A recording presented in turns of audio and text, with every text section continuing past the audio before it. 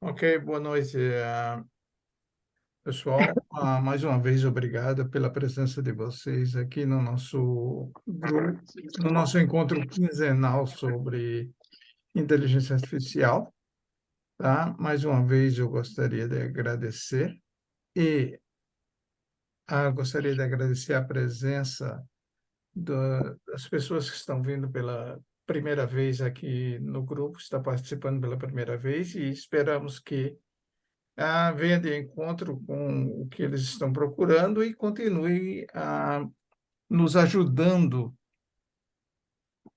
nos ajudando aqui, contribuindo a quem desejar. A contribuição como nós sempre falamos, a contribuição é voluntária, tá? Ninguém tem obrigação nenhuma de contribuir, mas a contribuição é voluntária. E a contribuição que eu falo é em termos de apresentações, tá? Se alguém tiver algum assunto interessante e desejar apresentar, por gentileza, é um prazer, tá?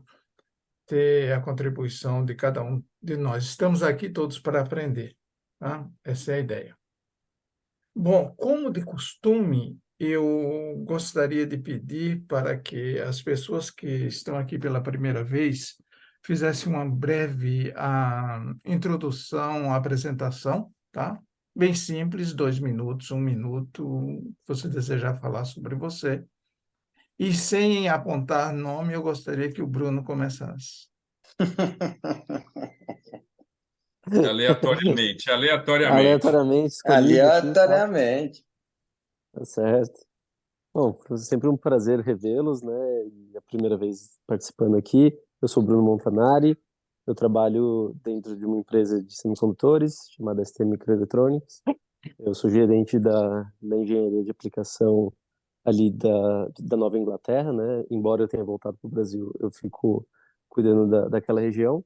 E eu tenho bastante sinergia com inteligência artificial, principalmente aplicada na área da robótica, porque alguns dos meus clientes que eu posso mencionar incluem a iRobot, que faz aquele aspiradorzinho famoso até, né? E a Boston Dynamics, que tem alguns robôs para aplicação militar e alguns tentando entrar na área de residencial e doméstico também.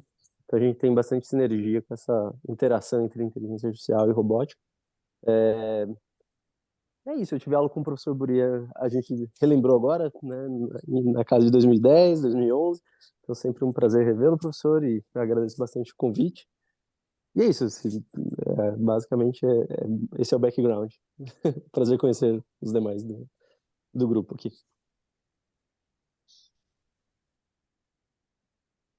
É o próximo. Pode ser eu, então, vou apresentar. Jacques, por favor, Jacques. Bom, eu sou amigo do Anderson, já tem alguns anos, né? Atualmente eu trabalho com foto, vídeo, edição, mas antes de entrar definitivamente na área, eu morei um tempo no Japão, né? Apesar de ser descendente, eu fui para lá com 21 anos. E lá eu tive na época que aconteceu a Expo 2005, que era uma feira que envolvia um pouco de tecnologia, um pouco de cada país levava o que ele imaginava para o futuro.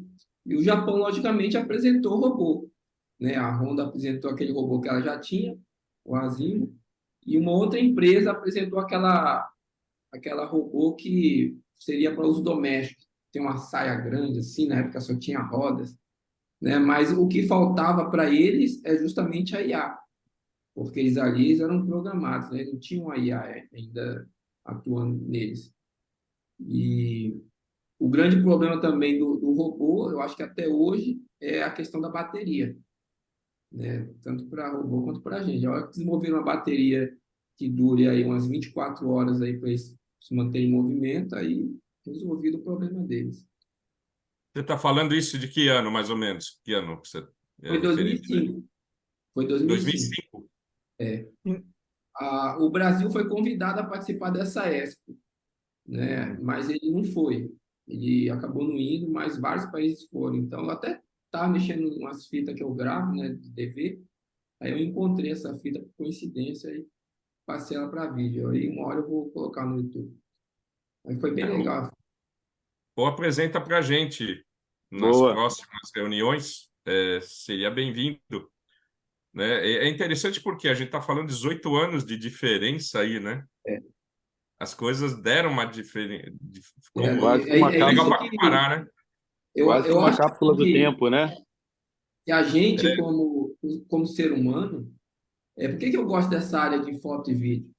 Porque o ser humano, desde sempre, ele gosta de fazer o registro em imagem, né? As pinturas rupestres é o instinto do ser humano.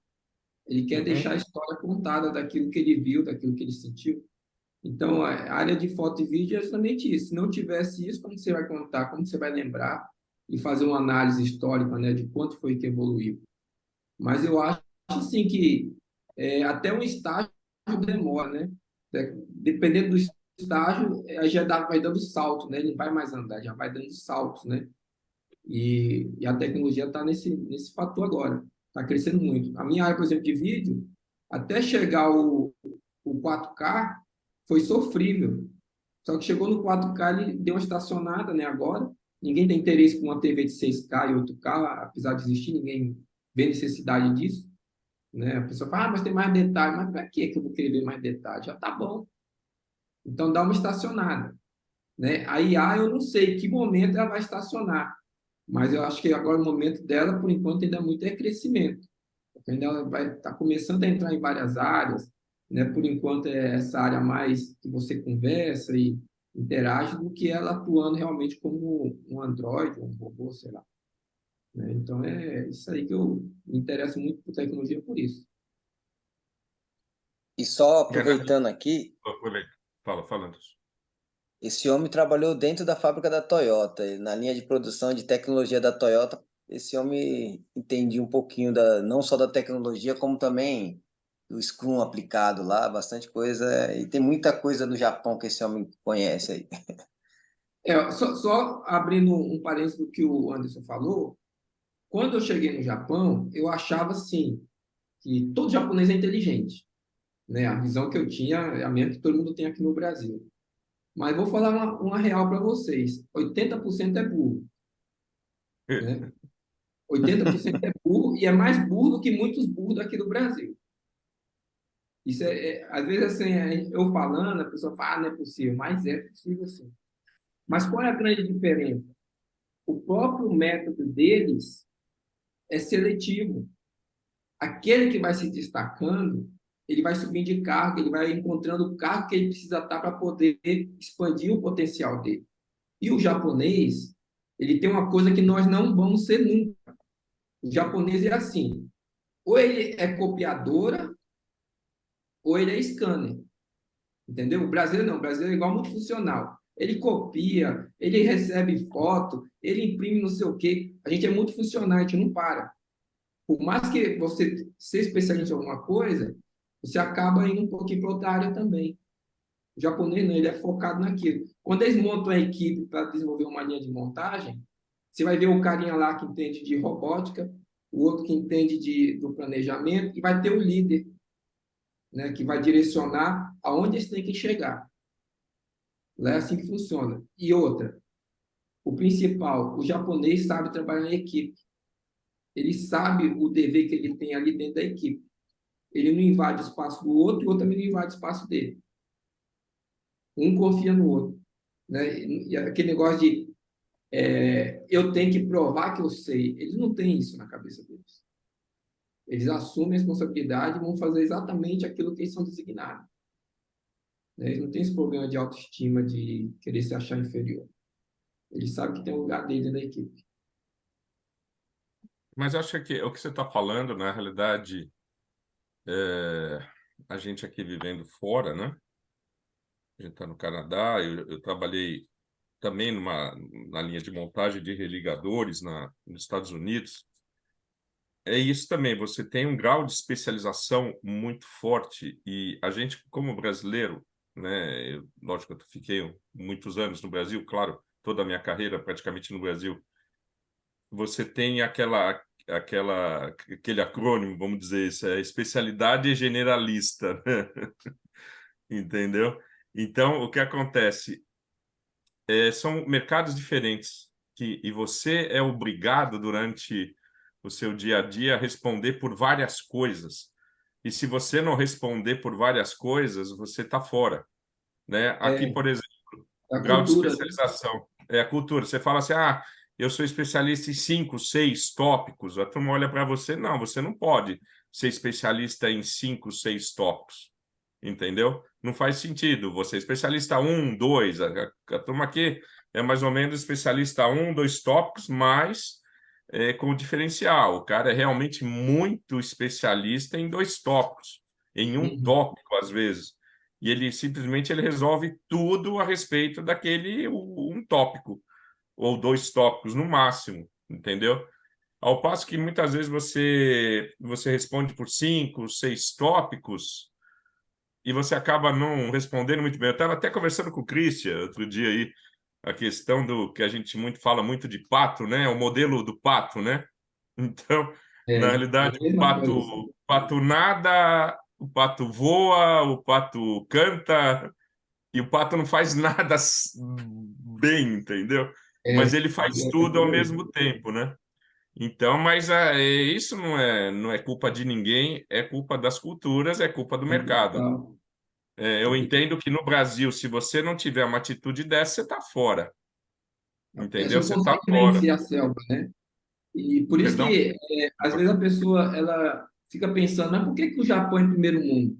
É porque lá, não só lá, mas que esses países de fora, a pessoa encontra o lugar dela. Isso tem um lado bom e um lado ruim.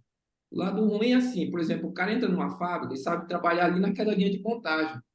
Então ele fica até com medo de sair de lá, porque se for para outro emprego, ele não sabe fazer isso, vai fazer aquilo ali. E eles Uhum, focam naquilo ali, né? E o brasileiro não, o brasileiro ele é empreendedor. Porque no momento que você tem curiosidade de aprender mais coisas, você já está empreendendo, né? Você não está preso só numa caixinha. E isso eu acho, uhum, na real falando, eu acho isso muito bom para o nosso país. Porque você vê, por exemplo, o japonês, quando bate carro, ele não fica discutindo, não. Ele liga para o seguro, cada um liga para o seu e acabou. Não é assim no primeiro mundo? No primeiro mundo é é assim. assim, a gente sabe que vai funcionar. Para que eu vou discutir com o cara? Quem tem que discutir é as seguradoras que vão brigar, não é a gente que tem que brigar. Você pagou o Aham. seguro total, acabou a dor de cabeça. Você não está bêbado, não está drogado, acabou. Você vai discutir para quê? Né? E aqui não, a pessoa quer, parece que às vezes tem momento que ela quer provar que ela é melhor que a outra, que ela está certa, que ela não sei o quê. E você para pensar, não precisa, velho. Né? Você tem que focar energia naquilo que você é bom.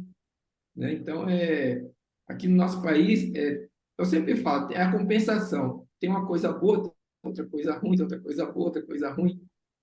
Né? E lá no Japão mesmo, quantos japoneses chegaram para mim e falavam assim, mas por que que o Brasil não é primeiro mundo igual ao Japão? Eu falei, por quê? Porque vocês brasileiros chegam aqui, vocês trabalham muito rápido.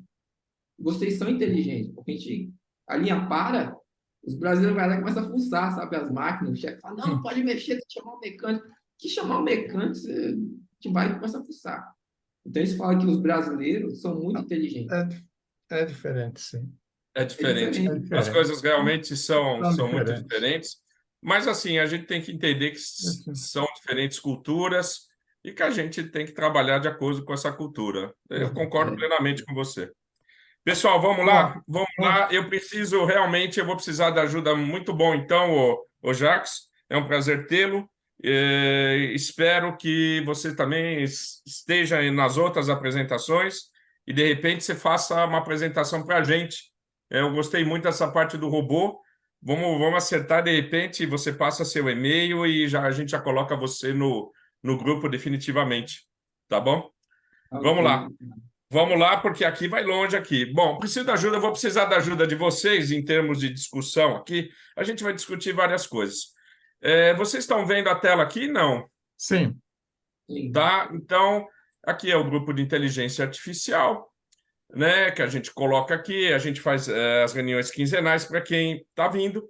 E hoje eu me propus a falar, como eu falei para vocês, isso é um assunto mais ou menos que iria fácil umas 12 horas. É mais ou menos esse assunto aí que a gente abrange aí no MBA e ainda teria uma outra aplicação ainda que seria bem legal em termos de juntando SVD e PCA também, reconhecimento de imagem.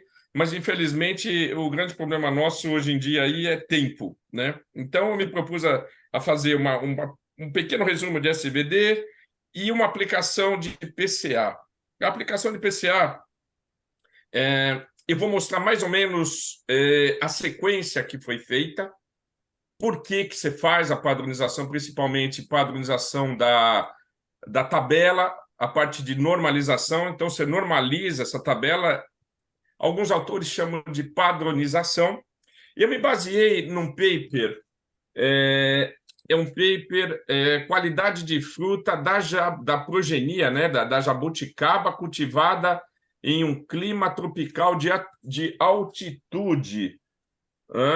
Na realidade, Augusto, a gente tem trabalhado nisso, não é uma coisa só minha, eu tenho trabalhado aqui com o Augusto durante um tempo, né? A gente se baseou numa apresentação que a gente viu, depois eu descobri que tinha um paper, que era domínio de todo mundo, eu achei o paper e, de fato, ele fala isso. Se vocês quiserem, depois eu passo esse paper para vocês. E é um exemplo de análise multivariável, aplicando o conceito de PCA, Principal Component Analysis. E dentro disso, você tem algumas aplicações de SVD, o Singular Value Decomposition, ou seja, análise de componentes principais e decomposição de valores singulares. O pessoal ele tem usado muito esses termos, SVD, PCA, e isso está ficando mais ou menos um jargão comum. Basicamente, em termos deixa eu andar um pouquinho aqui, vamos lá. A grande maioria aí de vocês, ou uma parte de vocês, para quem já teve o primeiro contato com inteligência artificial, já deve ter visto um pouco, principalmente esse jargão, o SVD. A grande sacada, e eu sempre estou falando, especificando isso nas apresentações, é como eu pego e como eu faço a migração, ou seja, passando de diferentes níveis, eu considero aí diferentes layers, ou seja, o meu dataset, ou dataset, ou o conjunto de dados, eu estou pegando.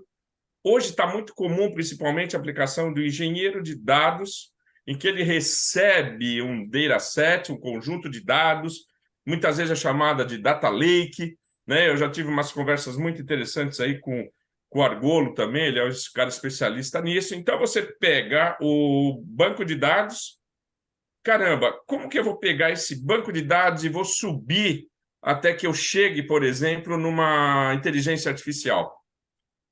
Um dos grandes problemas que a gente vê hoje, discuti com alguns essa semana, inclusive isso, não vamos falar nomes, mas eu discuti com alguns, discutir no sentido, eu acho que eu estou acostumando com o inglês aqui, discutir no sentido de conversar. Ninguém discute nada aqui, a gente é tudo amigo e tudo que a gente fala aqui tenta somar um pouquinho no conhecimento de todo mundo. Caramba, tá se falando muito. Eu vou aplicar uma IA, eu vou aplicar uma inteligência artificial. Caramba, o que significa isso? O que era aplicar uma inteligência artificial? Para aplicar uma inteligência artificial, você precisa passar várias etapas.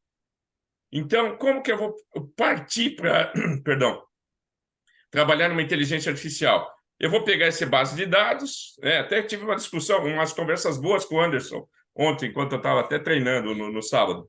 Eu vou pegar o conjunto de dados e como que eu transformo aquilo?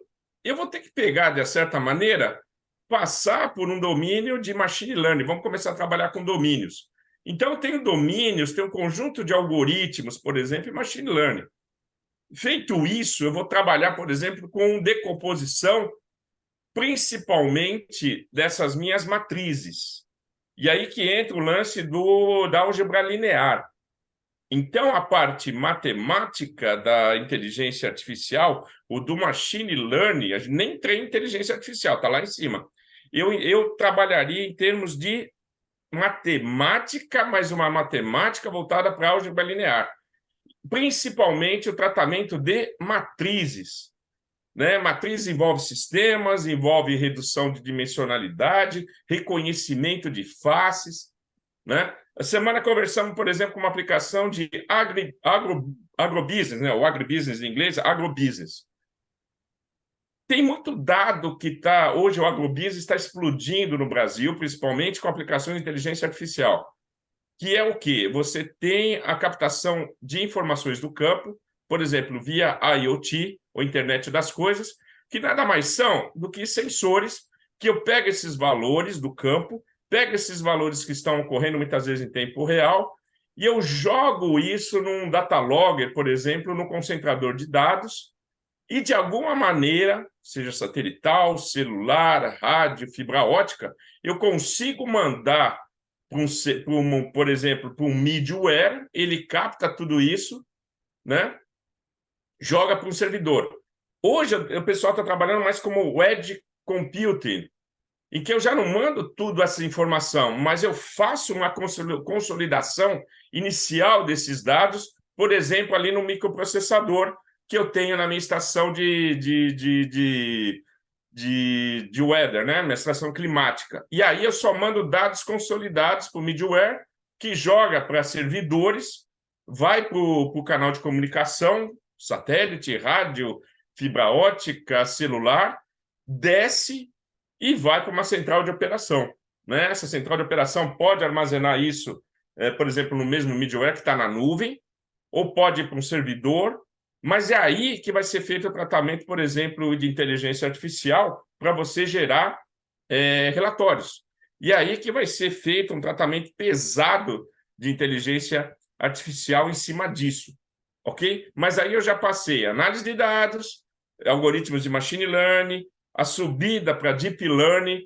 Então, eu estou mais ou menos trabalhando em método e metodologias, que muita gente gosta disso, né? Não é não, Augusto? Aí o que acontece? Eu estou trabalhando em termos de domínio de método e metodologia. Dorme não, Dalfolo, Argolo, dorme não, Argolo. Subindo, né? Ou está dormindo ou está rezando, não sei o que é pior.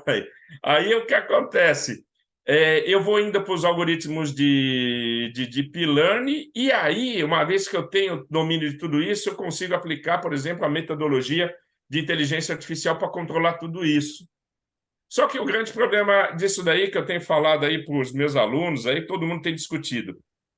Eu vou desenvolver essas funções a partir de ferramentas matemáticas, de métodos matemáticos? Eu vou utilizar bibliotecas já prontas? Eu vou ser um juntador de Lego? Eu vou ser um gerente de projeto? Eu vou ser um gerente de produto? Eu vou ser um BDM, um Business Developer Manager? Eu vou ser um vendedor disso? Então, você vai vendo que isso vai abrindo leque para várias aplicações que você tem hoje no mercado. A gente falava assim, simplesmente é técnico ou é de negócios? Tá bom, técnico ou negócio. Vou para técnico, eu vou desenvolver as funções, eu vou pegar já pronta. Tem de tudo hoje, tem de tudo. Então, não existe uma receita de bolo, e isso que é a grande sacada disso tudo. Quando eu vou para negócios, caramba, eu posso trabalhar num leque de negócios, né? Num leque de possibilidades que até alguns anos atrás, principalmente aí quando eu estava de aula aí com o Bruno, aí, a gente teve a oportunidade, a gente não falava isso, você nunca me ouviu falando isso, entendeu? Por quê?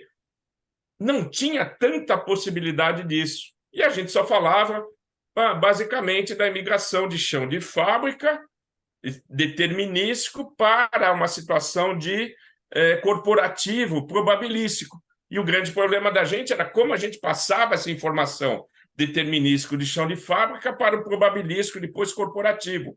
Ou seja, protocolos iminentes como Actuator Sense Interface, ControlNet, DeviceNet, passando por Profibus, outros indo, Fieldbus, e aí subindo até chegar na internet. Era o nosso padrão há 10, 15 anos atrás, vamos colocar isso. E hoje a coisa já não está mais assim, né? A coisa já hoje, quando eu falo eu vou fazer uma solução. Essa solução é ótima, é otimizada? Você só vai conseguir responder isso se você aplicar algoritmos de otimização em cima disso, né? Falava-se, eu lembro de uma pergunta do Augusto, quando apresentei a tese de algoritmos genéticos. Por que você não aplicou com um machine learning, inteligência artificial? Havia, óbvio que havia, mas não estava tão arraigado, não estava tão fácil de você fazer isso. E você já não tinha tanta máquina disponível como a gente tem hoje, né? 32, 64, e aí vai, 256, e aí 128. Não tinha tanta facilidade de você ter uma máquina mais potente, com NVIDIA, com chip de inteligência artificial embutido. Não tinha essa facilidade. Então, a gente partiu para outra situação, que era que se falava tudo, e aí em 2000, vamos falar 2012, 2015, vamos aplicar inteligência, algoritmo genético. Explodiu isso de algoritmo genético, só que agora deu uma murchada, porque tem muitas coisas sendo aplicadas com machine learning e na parte de deep learning, principalmente. É mais ou menos esse cenário que tem acontecido, e esse cenário está indo muito rápido. Está indo rápido com bibliotecas, pessoal usando biblioteca, pessoal fazendo programação, muito rapidamente. E principalmente nos últimos 2 anos, aí, com o surgimento aí do ChatGPT. Isso deu uma acelerada violenta na cabeça da gente. Não adianta falar que deu uma acelerada e as coisas estão acelerando muito rapidamente, né? Como falou o seu amigo aí, não sei o que vai dar no futuro. E realmente eu não sei o que vai dar no futuro. E eu acho que ninguém sabe o que vai acontecer no futuro. Vai chegar na singularidade? Vai, acho que vai. Mas quando? Acho que vai ser rápido. Quão rápido? Eu não sei. Mas é esse o cenário que está ocorrendo. Então, basicamente, para a gente começar aqui, só para poder falar, após essa introdução aqui, e tem muita coisa para se falar, a verdade é essa, mas vamos tentar focar para a gente não se dispersar muito e para atingir o objetivo, que é mostrar que uma ideia inicial de PCA. Bom, para partir do PCA, não adianta partir PCA se você nunca viu o SVD. O SVD é parte desse PCA, principalmente quando eu faço a normalização da matriz, a normalização, normatização, muita gente usa a palavra padronização, eu tenho que usar principalmente o conceito de álgebra linear, que diz respeito a autovalores e autovetores. O SVD nada mais é do que uma decomposição de uma matriz, ok? Serve para qualquer matriz, é uma decomposição da matriz. Lógico, existem técnicas, existem muitas técnicas, existem muitos algoritmos, existem muitas maneiras de você trabalhar com isso, né? A gente tinha combinado aí com o Augusto, a primeira coisa que o Augusto falou, eu vou fazer uma pergunta, e se for números complexos? E se for números complexos, onde eu saio nisso? Você vai ter que trabalhar de acordo com a ideia dos números complexos. Mas eu nunca vou utilizar números complexos. Não vai, Augusto? Usa todo dia. Celular usa números complexos. Celular usa os números complexos. Eletricidade usa números complexos. Eu nunca vou usar isso. Se você fizer outra coisa, possivelmente não, mas se você estiver mexendo com esse tipo de tecnologia, fui para teleco, eu fui para eletricidade, você vai ficar cara a cara com isso. E como que eu faço isso? Tem 500 técnicas para se fazer isso. Tem técnicas melhores, tem técnicas piores, tem técnicas para verificar se você está fazendo o correto, tem técnicas para resolver as matrizes, né? Tem matrizes inversas que a gente aprendeu a programar tudo com for next, né? Mas você vai ver que não vai dar para trabalhar, você tem que buscar outras possibilidades de trabalhar com essas matrizes, né? E não sou eu que estou inventando isso, eu gostaria muito de estar inventando isso, eu gostaria muito que essas coisas tivessem saído da minha cabeça, mas não estão saindo, eu só reproduzo o que eu tenho visto no mercado. Então, você hoje, que está preparando uma carreira, alguns jovens aqui, outros já não tão jovens, precisa pensar como que você vai conseguir se adaptar ao mercado que está lá fora, que está agressivo. Está agressivo para os jovens, está agressivo para aqueles que não são tão jovens, para agressivo para aqueles que estão perto de se aposentar, que acho que não vão se aposentar, diga-se passagem, né? Só para deixar vocês felizes, o Argolo feliz, né? E contente. Aí o que aconteceu? Por quê? Porque as possibilidades estão crescendo cada vez mais. Então, aqui, a álgebra linear é uma decomposição em valores singulares. Eu vou decompor em termos de autovalores, que me dão a força da matriz, vamos pensar isso. É uma composição, ok? Eu vou decompor em diferentes vetores ortonormais ou matrizes ortonormais, ok? O que é uma matriz ortonormal? Uma matriz que é normal a 90 graus uma da outra, e ela é ortonormal, ela é padronizada, tem a palavra normal no meio.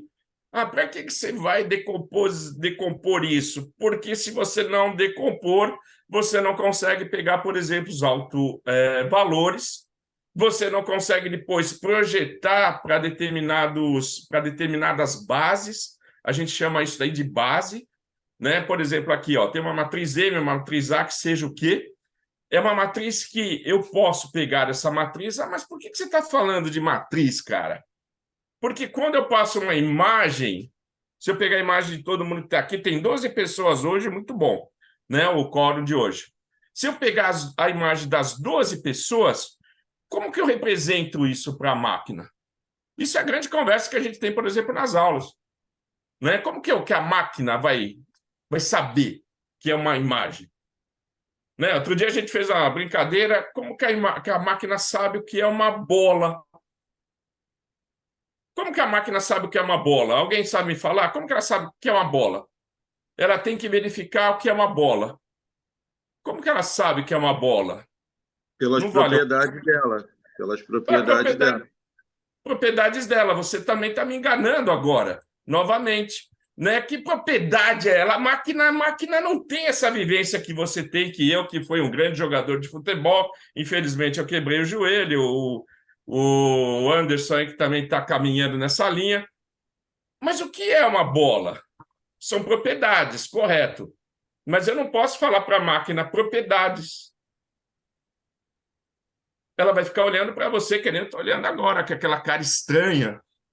Quer ver? Vamos pegar alguém aleatoriamente. Luciane, o que é uma bola? Cadê?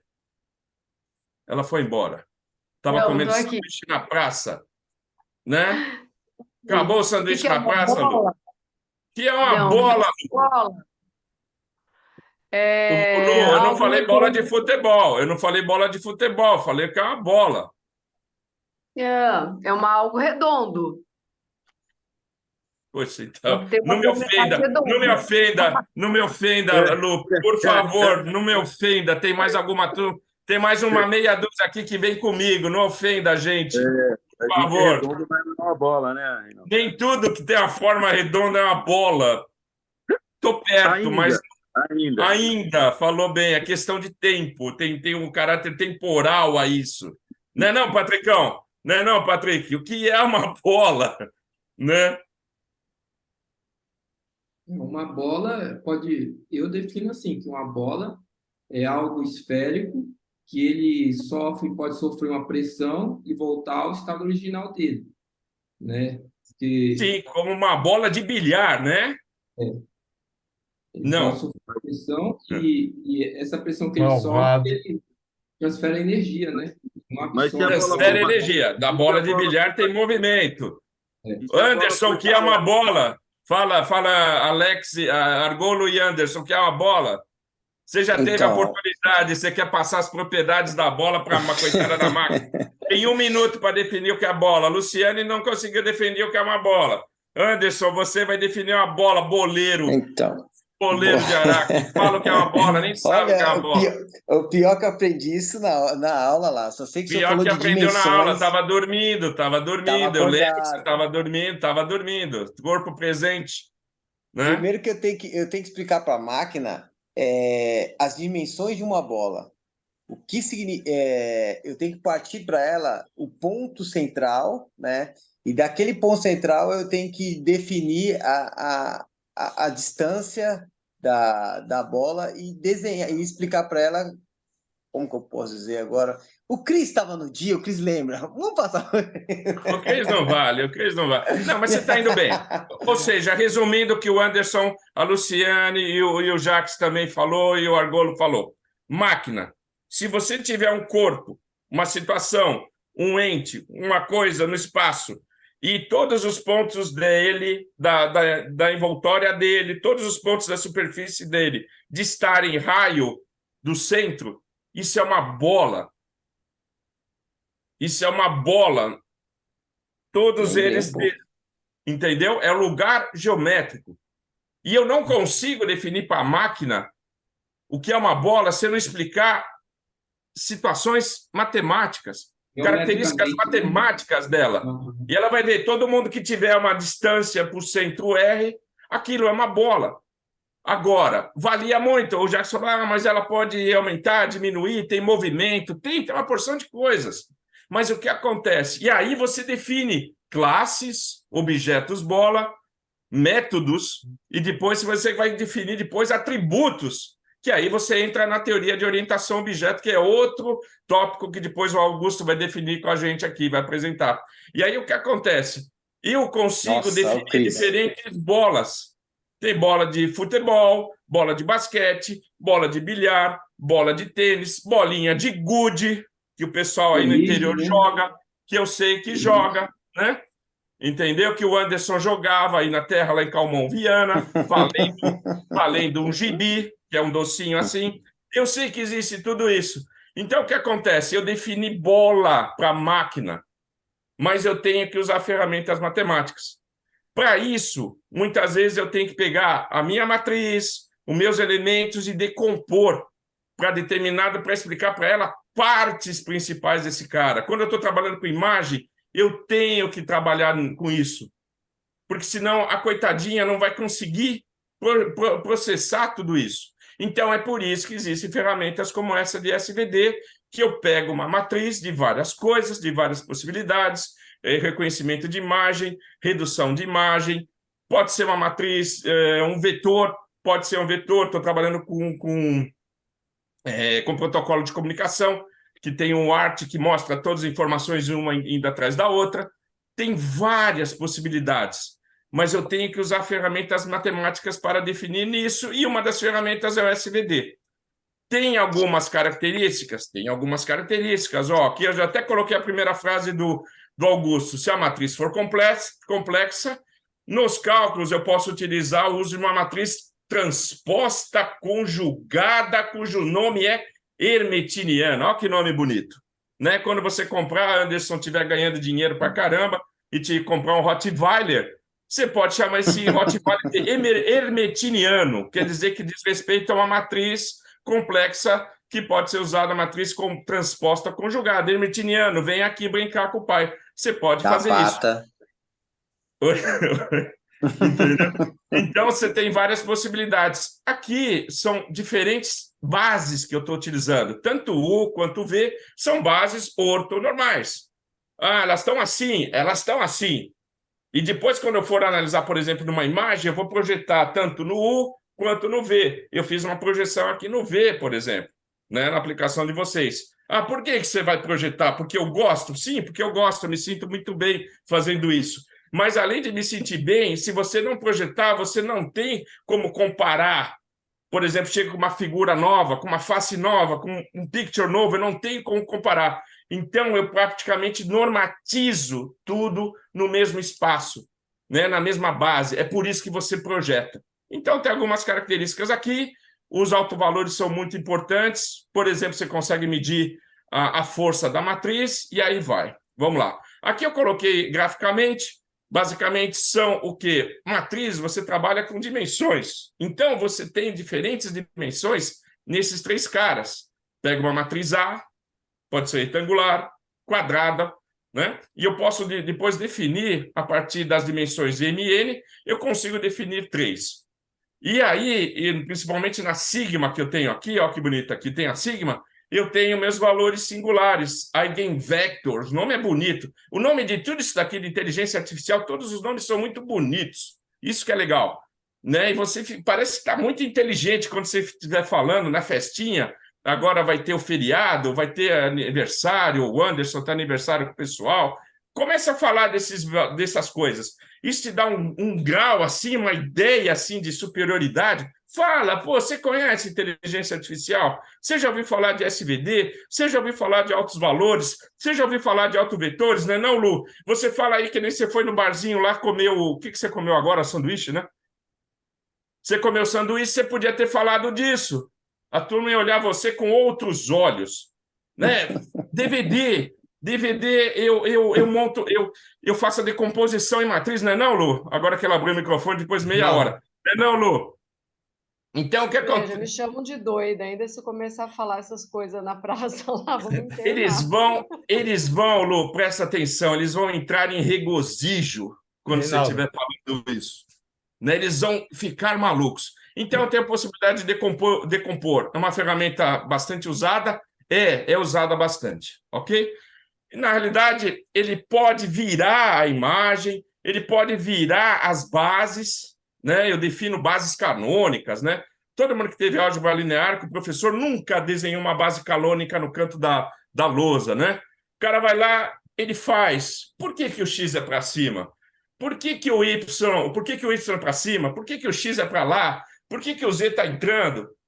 Professor, você não definiu uma base canônica. E o cara fica bravo com você e te dá 0, e você nunca mais vai tirar nota com ele. Então não fala nada. Mas o cara deveria definir uma base canônica no cantinho da lousa.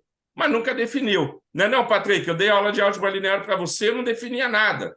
Né? E você também não falava nada. E está tudo muito bem. Hoje você está aqui também não falando nada. Então o que acontece? Eu tenho um movimento, eu posso esticar, eu mudo as bases. Não se preocupa muito com isso. Eu mudo, ó, aqui até a bola aqui, ó. R pode definir um raio, pode definir várias coisas, né?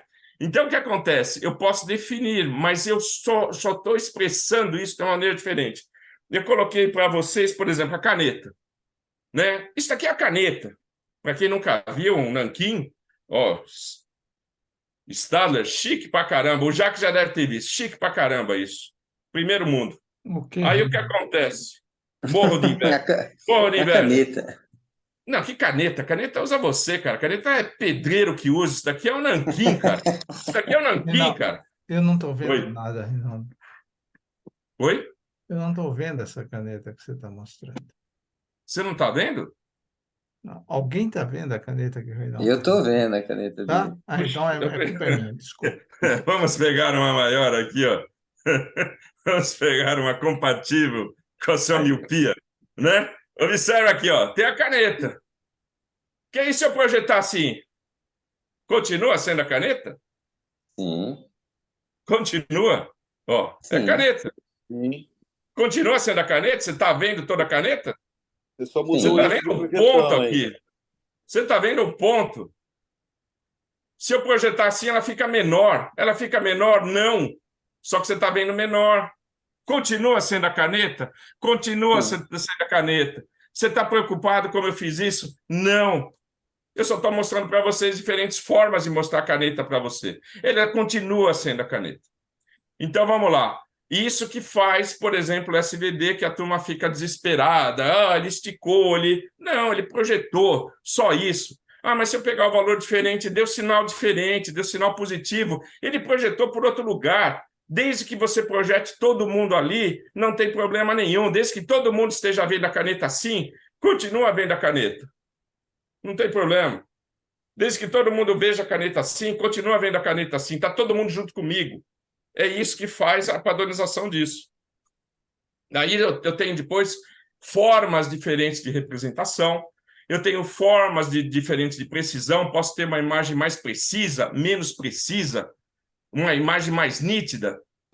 E, por exemplo, quando eu coloco lá que vocês têm, todo mundo tem iPhone, que está todo mundo rico, ganhando bem, o Carlos mudou de emprego agora, está ganhando bem, já comprou seu iPhone 15, aí quando ele põe o dedão ali, o que acontece? Ele sabe que é ele. Né? Ah, mas tem pouca luz, continua sabendo nele. Né? Uma das características, por exemplo, é ver as coisas mais importantes que você tem de diferencial. Por exemplo, você compara duas imagens, você vai pegar as coisas que realmente diferenciam os rostos. Branco no zóio, todo mundo tem branco no zóio. Aí fala, minha irmã não tem um olho. Aí ferrou, não participa da reunião, cara. Aí o que acontece? Né? Todo mundo tem branco nos olhos. Compara tudo isso. Aí eu consigo falar, os valores medianos eu tiro, são valores médios. Só vou comparar coisas realmente diferentes. E é assim que você faz, ok? Alguns passos, como que eu monto, depois aí... Oi, perdão, continua. O que você colocou agora, você vai comparar só o que importa. Só o que aquilo que importa. realmente vai Mas fazer a diferença. eu fiquei com uma dúvida aqui. Por exemplo, Diga, Jax. e para a inteligência, para você definir o que é bola, você tem que usar a geometria e falar que os pontos vão se encontrar no centro. Como você vai Uhum. explicar para ela o que é um rosto, uma cabeça? Você pode comparar. Você tem hoje machine learning supervisionado, que tem labels, machine learning não supervisionados, que não tem labels. Se tem label, é mais fácil, logo no primeiro momento, você fala, isso é um cachorrinho, que está escrito cachorrinho, isso é um gatinho, que está escrito em gatinho. Então, ela vai saber que todo mundo que tem orelhão e tem nariz de cachorrinho é cachorrinho. E todo Igual o mundo que jogo não tem orelha igual o jogo dos 7 erros, né? igual, Foi ele uma compara comparação. diretamente. Mas se você tiver um machine learning não supervisionado, se eu tiver machine learning não supervisionado, ele vai buscar aqueles caras que têm as mesmas características, e ó que legal. O Augusto já vai até se mexer na cadeira. E você vai juntar dados que todo mundo que tem aquela mesma característica, todo mundo de óculos tem toda a mesma característica. E aí depois eu tenho técnicas matemáticas para extrair esses dados de um lado do outro. Eu consigo separar esses dados. Por exemplo, o PCA pode fazer isso. Eu normatizo tudo e eu separo. Eu consigo separar dados. Percebeu? Mais uma vez, Jacques, eu estou aplicando várias técnicas matemáticas nisso. Entendi. Não é uma só, mas é uma só, é o Percepton. Não é o Percepton. Quer ver o Percepton? O Percepton é uma rede neural de nível 1. No Deep Learning. No Deep Learning, geralmente, você prepara tudo no Machine Learning e você joga para redes neurais para fazer o reprocessamento disso. Você tem várias camadas, por exemplo, no Deep Learning. Tem o input, que o Augusto conhece bem, ele fez a apresentação de 4 vezes aí para a gente. 3. Aí você tem o Hidden Layers e depois você tem a saída. O que acontece nesse sentido? Ele vai analisando e vai realimentando essa malha. Vamos colocar uma malha fechada. Por exemplo, o Percepto tem uma só. Situação, PNL, né? O processamento de linguagem natural. Cara, se eu estou falando português aqui com você, como que eu falo para a máquina? Por exemplo, que eu estou feliz. Né? Ela pode ver o sinal da boca. Se eu escrever, cada vez que ela procura, estou escrevendo ali, linguagem natural.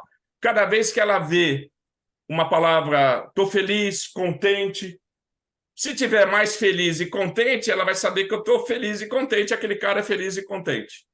Se eu falar, eu estou triste, casmurro, chateado, não estou legal, ela vai falar que o cara tá triste.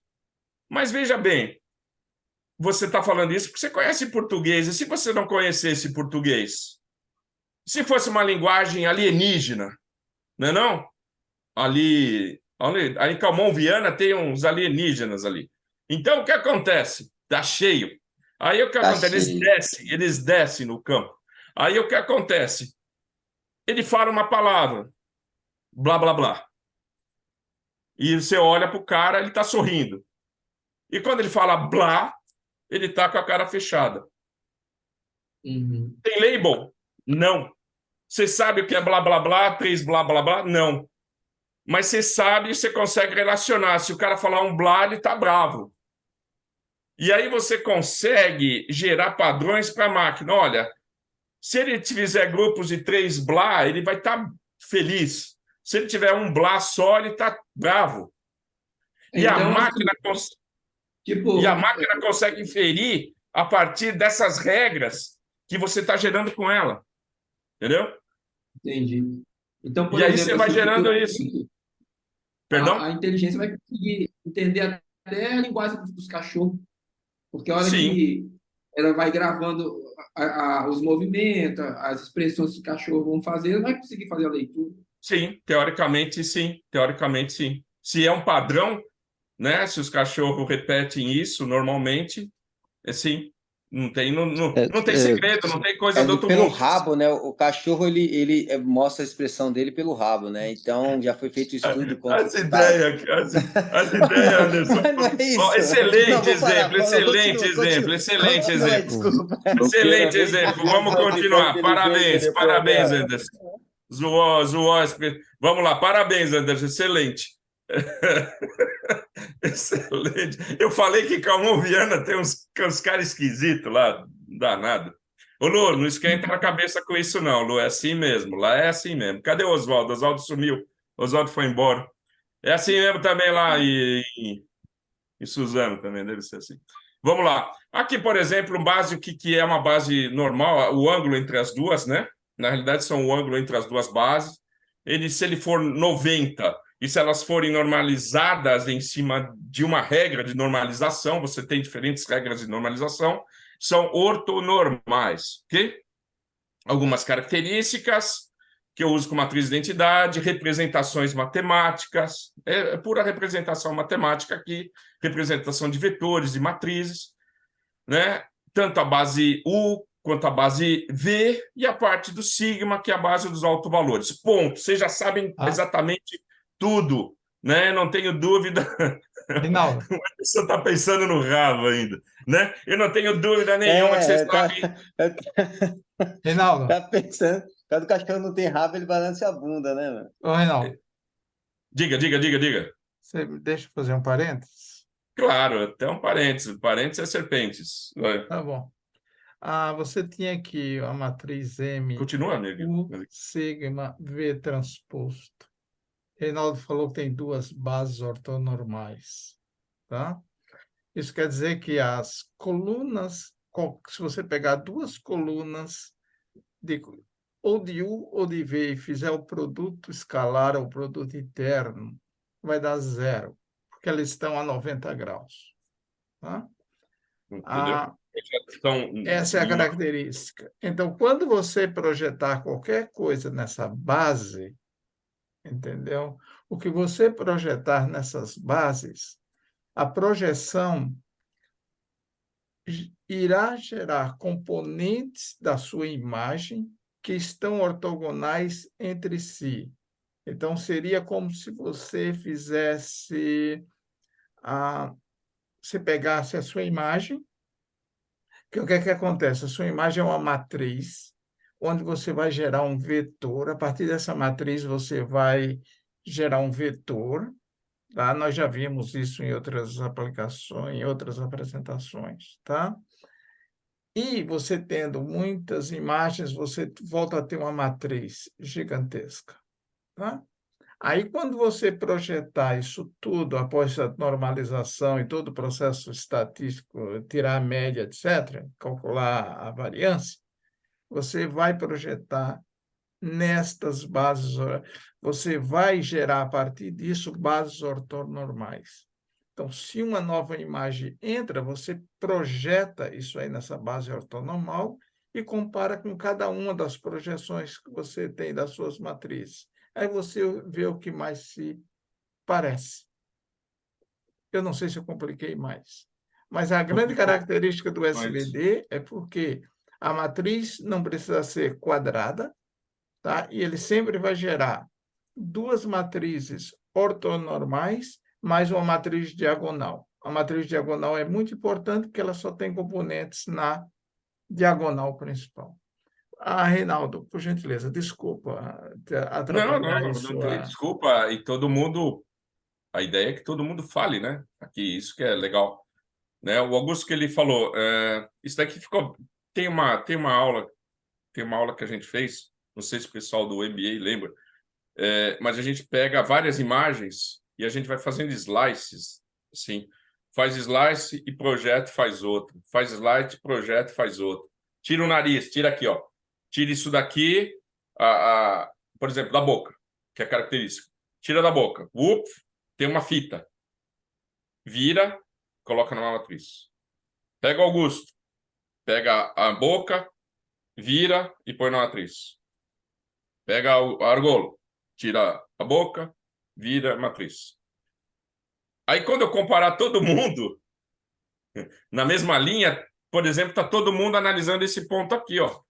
Por exemplo, está todo mundo analisando esse ponto aqui. Percebeu? Está todo mundo analisando esse ponto aqui, de todos os três. Aí, o que eu faço? Pego lá, tiro a média. Porque pode ter pontos que são iguais para os três. E pontos que são iguais para os três, como o Argolo já pegou a ideia, não vai fazer diferença nenhuma. Tem que ser coisa diferente para saber que sou eu, que é Argolo, que é Augusto. Entendeu? Então é assim que faz. Ele está falando de transformar as matrizes, são assim. Você vai falar, tem um tratamento matemático nisso. Desculpa, tem um tratamento matemático nisso. Eu tenho que saber fazer o slice, pegar uma linha, transformar numa coluna, pegar outra linha, transformar numa coluna, andar um índice para frente, depois andando. Eu vou montando isso. Isso é programação. Entendeu? Tem ferramentas, pode ter que ter bibliotecas já prontas.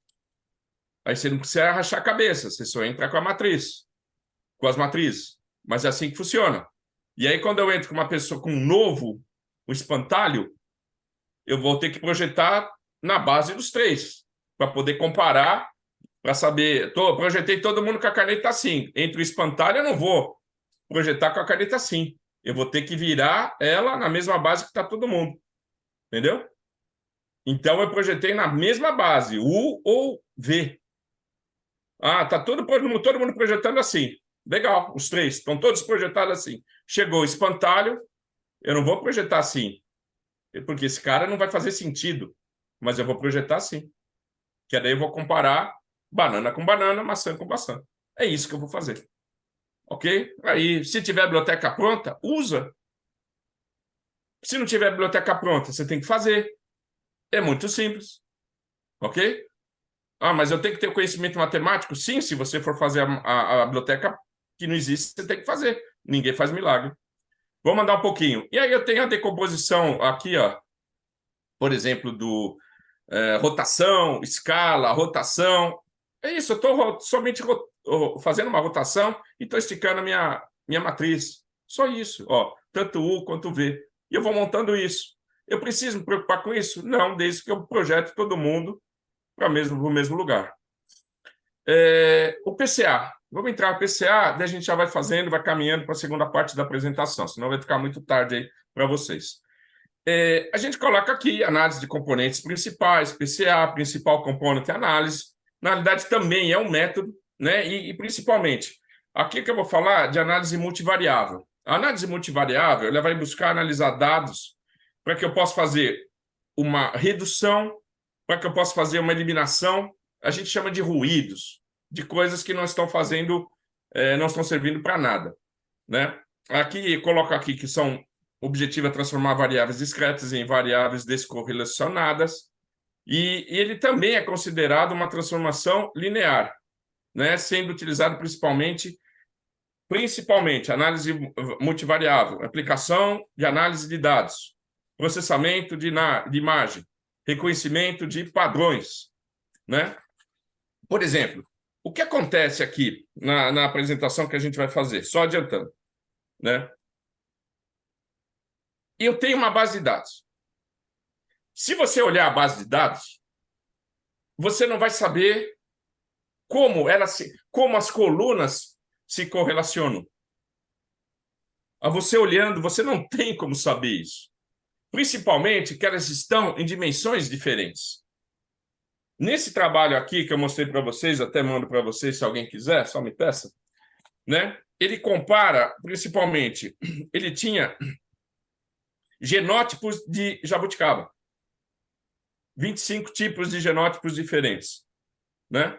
E aí ele montou uma tabela que ele chama aqui de variáveis respostas, né? Então ele teve 7 colunas que ele partiu aí de sólidos solúveis na polpa, acidez, raio da polpa, pH, massa fruto, né? A massa do fruto, o diâmetro lateral, diâmetro transversal. Se você olhar isso, você não tem como comparar. Não tem como falar, caramba, se eu resolver o problema da acidez, eu vou aumentar o diâmetro lateral? Agora imagine, você é fazendeiro, né? Que nem o Anderson lá é fazendeiro em Mogi das Cruzes. A gente brinca que ele mora lá né? É fazendeiro em Mogi das Cruzes. E ele planta a jabuticaba. Como é que ele vai saber como ele vai investir na lavoura dele, ali na plantação dele? Em que ele vai investir na plantação dele, se não tem uma correlação entre as variáveis? Isso daí aí para a Luciana, que está no interior aí, também tem muito disso. De repente, você faz uma análise disso e você percebe que se o fazendeiro ele corrigir a acidez do solo, se ele corrigir o pH do solo, ele já vai ter vai ter o maior diâmetro da fruta. A fruta vai ser maior. Por quê? Porque ele fazendo essa análise, ele vai ver que o pH do solo está diretamente relacionado a você ter um diâmetro maior da fruta.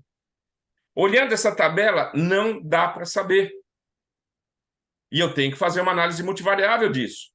E aí, em vez do cara investir em várias coisas, o único problema dele era corrigir o pH do solo. Mais nada. E se esse cara corrigir o pH do solo, vai resolver o problema dele, que ele vai ter frutas maiores. Isso é o agrobusiness hoje. Se ele souber o horário de fazer a plantação, ele vai ter uma melhor plantação. Mas tem várias variáveis correlacionadas com isso. E, de repente, não sai nada, porque ele mexe no pH do solo, mas o que acontece? Não muda nada, porque não está relacionado. Ele faz a análise e ele verifica que não está relacionado, ele tem que mudar outra coisa, acidez da polpa, umidade. Percebeu? Então, às vezes, com uma mudança, com um investimento de um item, ele muda toda a perspectiva dele em termos de fruta, produção, ele muda todo o negócio dele. E você olhando, você não consegue enxergar nisso. Diga, Augusto. Reinaldo, um outro exemplo é de manhã cedo. Se você vai ver news no Google, você quer ver sobre algum assunto. Como é que o Google sabe qual a melhor news para te mostrar? Ele faz SVD, se acredite ou não. Porque o Google tem informações dos news do mundo inteiro, que ele vai captando, certo? Quando você digitar o que você quer, ele faz simplesmente isso. Ele calcula, ele faz o quê? A principal componente de análise. O que seria a principal componente de análise? Dentro do que ele tem, do banco de dados gigantesco de 10 milhões, uma matriz de 10 milhões por 10 milhões, ele sabe o que você quer, entendeu? Ele calcula, ele faz o SVD dessa matriz gigantesca e ele te calcula a principal componente da análise. Ele projeta o que você quer neste SVD, entendeu? E ele vê o que mais se correlaciona com o que você quer. É assim que ele resolve. Né? E aí ele te apresenta as news, as notícias que estão mais de encontro ao que você está procurando. É claro, se você for comprar alguma coisa, ele vai te apresentar aquele que paga mais para ele, tá? Mas não é o caso, por isso que eu peguei news, tá? Isso é legal, porque você vê Netflix, Prime, Disney World, todo mundo faz isso hoje. Você vê que você tem os profiles, né? Você entra no Netflix, você tem o seu profile. E ele só separa aí, gosto sei lá, de OVNIs. Aí vai lá, só tem OVNIs. Como será que ele sabe que eu gosto só de OVNIs? Tudo relacionado. E você vê que às vezes tem uns filmes que saem um pouquinho, né? Por quê? Porque ele está ali no seu alto valor. Ele começa com os altos valores assim em diagonal, vou até pôr na tela em diagonal. Os maiores para os menores. Exatamente. Então tá lá. Você tá lá, só gosta de disco voador. Vai lá, tem os OVNIs, UFO, caramba, 4. Quando chega no finalzinho, seu alto valor já está diminuindo. Aí ele coloca lá, sei lá, o filme do ET. Entendeu? Reinaldo, o filme do ET. Eu não consigo ver. O pessoal está vendo? Não, desculpa. Não, deixa eu puxar aqui, ó. Vocês estão vendo só essa página aqui, né? Exato. Diagonal, eu estou olhando aqui, a diagonal seria isso. Então ele coloca os altos valores. Não estou vendo. Aqui você não vê? Não, você está naquela página, você está com o PCA, principal componente de análise. Então, aí você coloca, por exemplo, se você pensar no diagonal, os valores diagonais, de cima para baixo, são os valores dos autovetores, ou Reinaldo, autovalores, claro. você não está Entendeu? na página. Eu não estou aqui? Não, não. Eu não Anda. estou. Você vê mudando? Agora está mudando, mas você não chegou Tá. Então, o que acontece? A partir da representação de autovalores, você consegue ter uma ideia da força daquele filme. Aquele filme está relacionado com seus autovalores, que depois você usa esses caras para gerar seus autovetores. Ok? Vamos andar um pouquinho, senão não vai dar tempo aqui. Então, resumindo aqui, ó, resumindo em poucas variáveis latentes, componentes, né? Toma rada, a gente chama de grupo de tratamentos, né? De maneira que eu consiga buscar tratamentos parecidos. Eu consigo verificar a tendência de agrupamentos e busco similaridades em termos desses caras, dessas colunas. Posso buscar aí uma modelagem por regressão múltipla, regressão linear, regressão logística, né?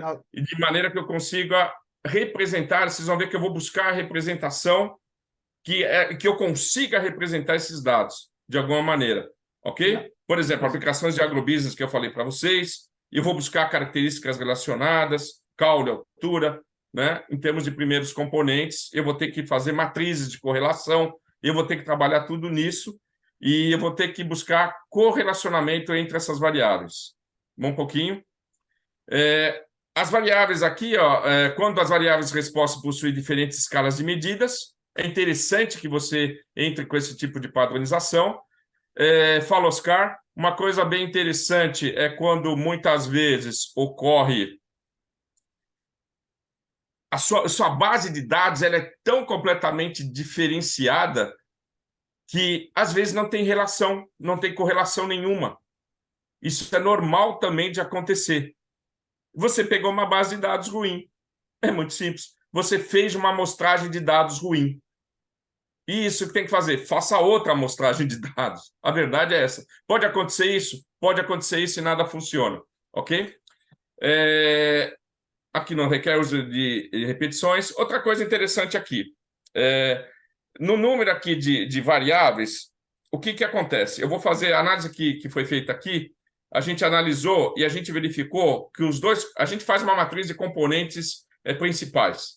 E a gente verificou que a contribuição das duas primeiras componentes principais, os das duas colunas, que eram aqui a parte de sólidos solúveis da polpa, SST que eu coloquei, aí o que acontece? A gente percebeu que a primeira e a segunda coluna eram responsáveis por 80% da influência nas outras.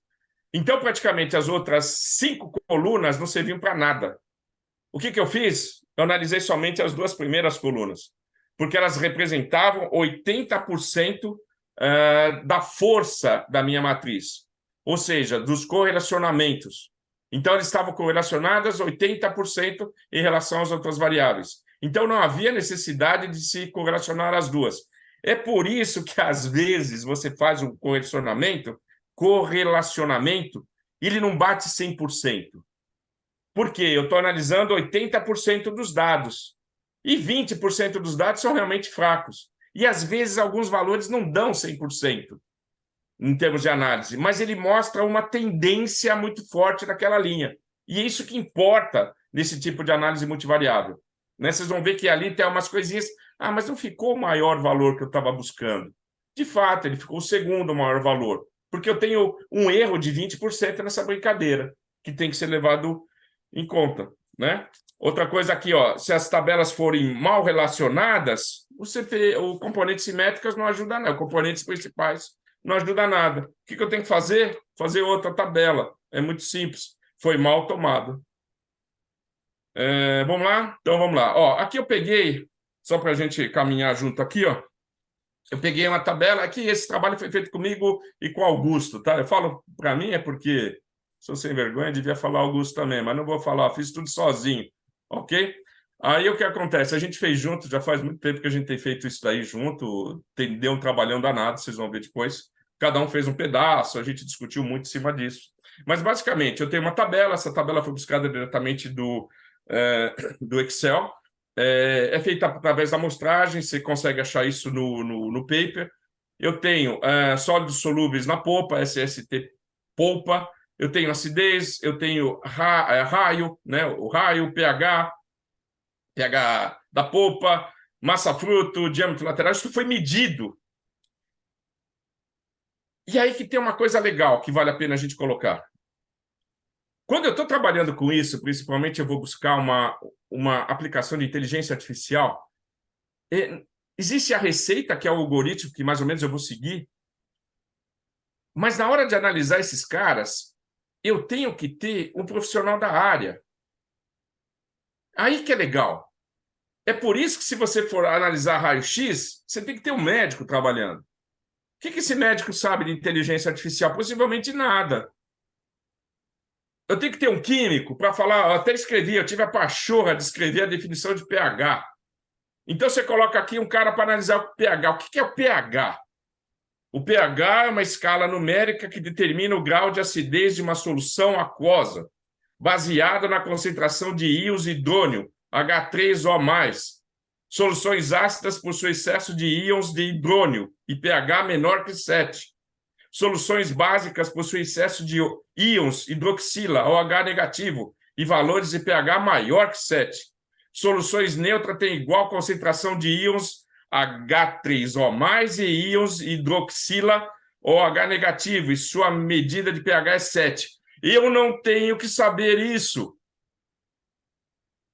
Quem tem que saber isso é o profissional que está trabalhando comigo, que ele vai me dar consultoria disso. Mas eu tenho que saber a relação dos algoritmos e qual a sequência que eu tenho que fazer. É isso que o pessoal fala, porque você tem que entrar com outros profissionais, justamente para isso. Ok? Vamos lá. Aí eu fiz uma limpeza nela aqui, né? Os acessos são os índices, né? Eu tenho 25 caras com 7 características diferentes. Primeira coisa que você vai fazer, aí agora é receitona de bolo. É receitona de bolo. Por quê? Eu tenho magnitudes de escalas diferentes e medidas diferentes, né? E, na realidade, o que eu vou fazer agora? Eu vou retirar a escala do conjunto de dados. Ó, tá vendo? Olha o que eu estou fazendo aqui, ó. Eu estou pegando cada elemento, eu estou tirando a média da coluna e estou dividindo pelo desvio padrão. Ó, padronização de dados. Isso é receita de bolo. É importante fazer a padronização dos dados para que uma determinada característica não seja mais importante por consequência de sua unidade de medida. Todo mundo eu tenho que comparar tomate com tomate, banana com banana. O que eu tenho? Eu tenho uma salada de fruta aqui e eu não consigo comparar nada. Para a padronização, o que eu faço? O desvio entre o valor observado, X, índice I, menos a média da coluna, ok? Eu chamo média da característica, cada coluna eu chamo de característica, e posteriormente eu desvio, eu divido pelo desvio padrão. Faço isso para todo mundo, ó. Observa aqui, tem a média de cada coluna. Eu peguei só 5 aí para ficar mais fácil, são 25 indivíduos, né? Eu peguei 5 aqui só para mostrar e eu vou ter essa tabela. Depois a gente vai acompanhar essa tabela no Python. Ó, por exemplo, aqui eu peguei os exemplos aqui, ó. Aqui é exemplo, né? Tem aqui, ó. Então eu peguei, por exemplo, da polpa, 16,10 menos 14,52, que é a média, x barrado, dividido pelo desvio padrão. Aí o outro, eu peguei 28,14 menos 18,77, dividido pelo desvio padrão que eu tenho aqui, que é 6,03. Pô, quer dizer que eu tenho que saber estatística? Não, você não tem que saber estatística. Você não tem que saber nada. É muito simples, né? Mas se você souber, é bom. Se você estiver fazendo PCA, ajuda. Percebeu? Por isso que você tem que saber estatística. Óbvio que você tem que saber estatística. É por isso que qualquer curso que se preza de qualquer MBA, que agora o outro tirou o fone de ouvido para não me escutar, mas qualquer MBA que se preza tem que ter um curso de estatística. Porque senão o cara olha para você, como é que eu calculo o desvio padrão?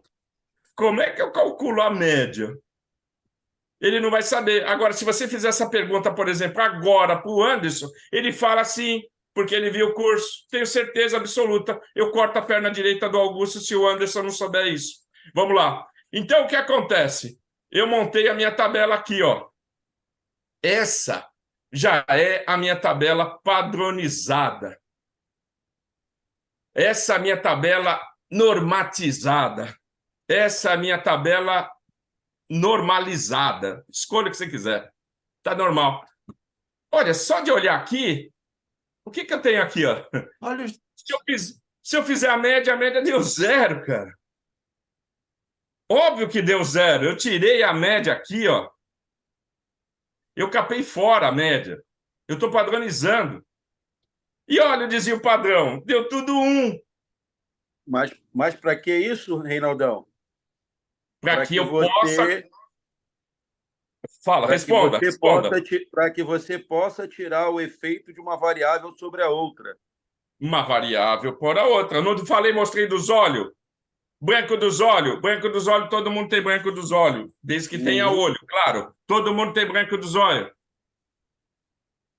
Argola, você tá com ventilador aí, cara? Tô, cara. Então, todo mundo muito tem branco nos olhos. O que tem a ver com isso? Nada, mas é legal. O que acontece? Todo mundo tem branco nos olhos. Isso não serve para nada. Quer dizer, serve para várias coisas. Vamos falar em termos de evolução, que o cara tinha que ver. Não, esquece, cara. Esquece. Né? É brincadeira, Orgulho. Não fica, já virou a cana, já quer estragar tudo. Então, o que eu tenho aqui? Ele está segurando. Já aproveita e faz um selfie de vez em quando. Aí o que acontece? Tem a média, 0, e a consequência de uma tabela padronizada. E você vê que a somatória das variâncias dá 7, de acordo com o número de colunas ou características que eu tenho. Olha o que eu fiz aqui. E aí, o que eu vou fazer? Eu quero calcular... Agora, eu vou calcular que tem uma coisa que prestar atenção. Depois vocês vão ver na aplicação, eu calculei uma matriz de covariância em cima disso, para saber como os valores se correlacionavam.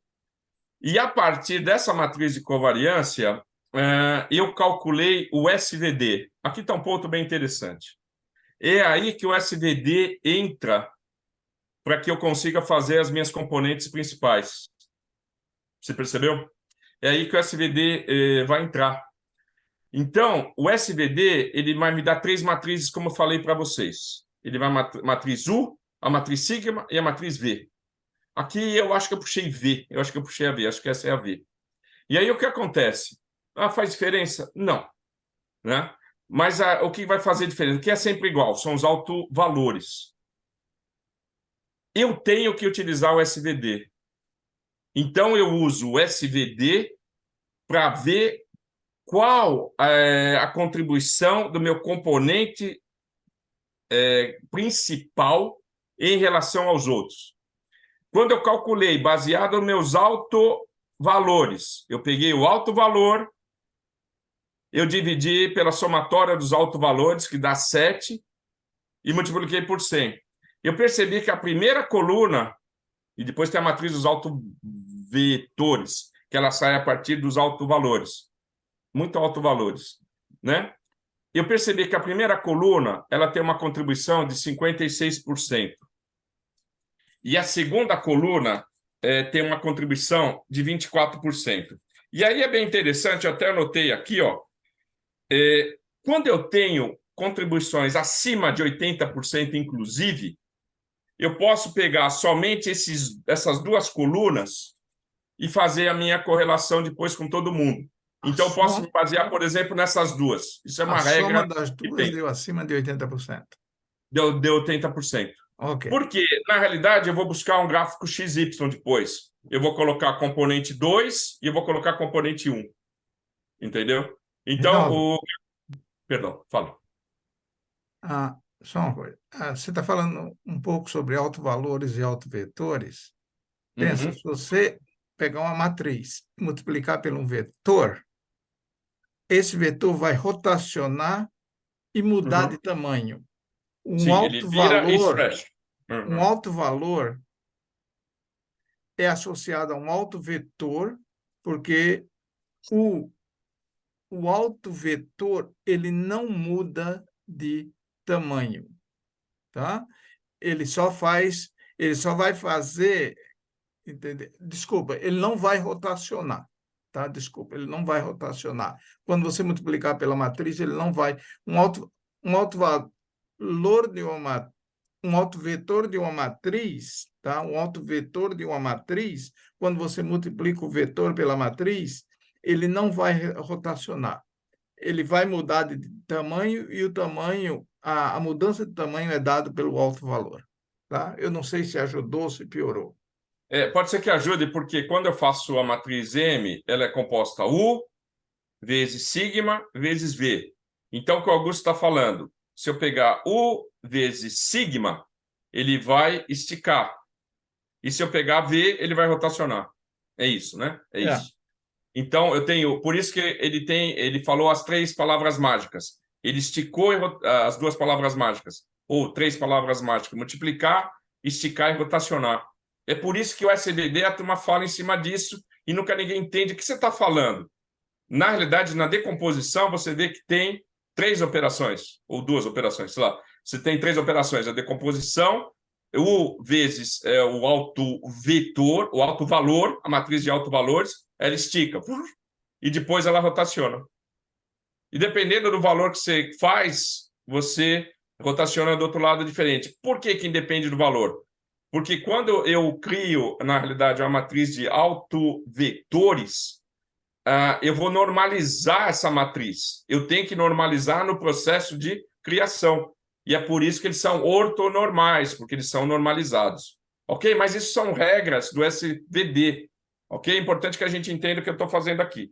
Então, o que eu tenho aqui, ó, da maneira que eu fiz aqui, que acima de 80%, como esses caras têm mais de 80%, essas 2 componentes principais, a primeira é os sólidos solúveis e a outra que é o P, a outra que é o acidez, elas contam, elas explicam mais de 80% da variação dos outros componentes simétricos. Então, eu já posso calcular as 2. E se tivesse 3, eu faria 3 também. Eu posso fazer um gráfico em 3D, não tem problema. Eu vou chegar num gráfico nisso, né? Então, o que eu tenho aqui, ó, a soma dos alto-valores igual a 7, continua igual, porque ela está padronizada. E aí, o que eu vou fazer aqui, depois disso? Eu vou criar a matriz dos componentes principais de todo mundo. Como que eu faço a matriz de componentes principais de todo mundo? Receita de bolo. Eu pego a matriz de componentes principais normalizada e multiplico pela matriz de covariância que eu acabei de criar. Ok? Então, o que eu tenho aqui? Eu multiplico pela matriz dados padronizados, a matriz dos dados, a matriz normalizada, a matriz normal, eu multiplico pela matriz dos autovetores. Ok? Acho que vai ter que fazer uma transformação em transposta. E aí, eu crio a matriz de componentes principais para todo mundo. Ok? Eu poderia ter feito uma análise, como já deu 80%, eu só criei as 2 primeiras ali que vão me importar.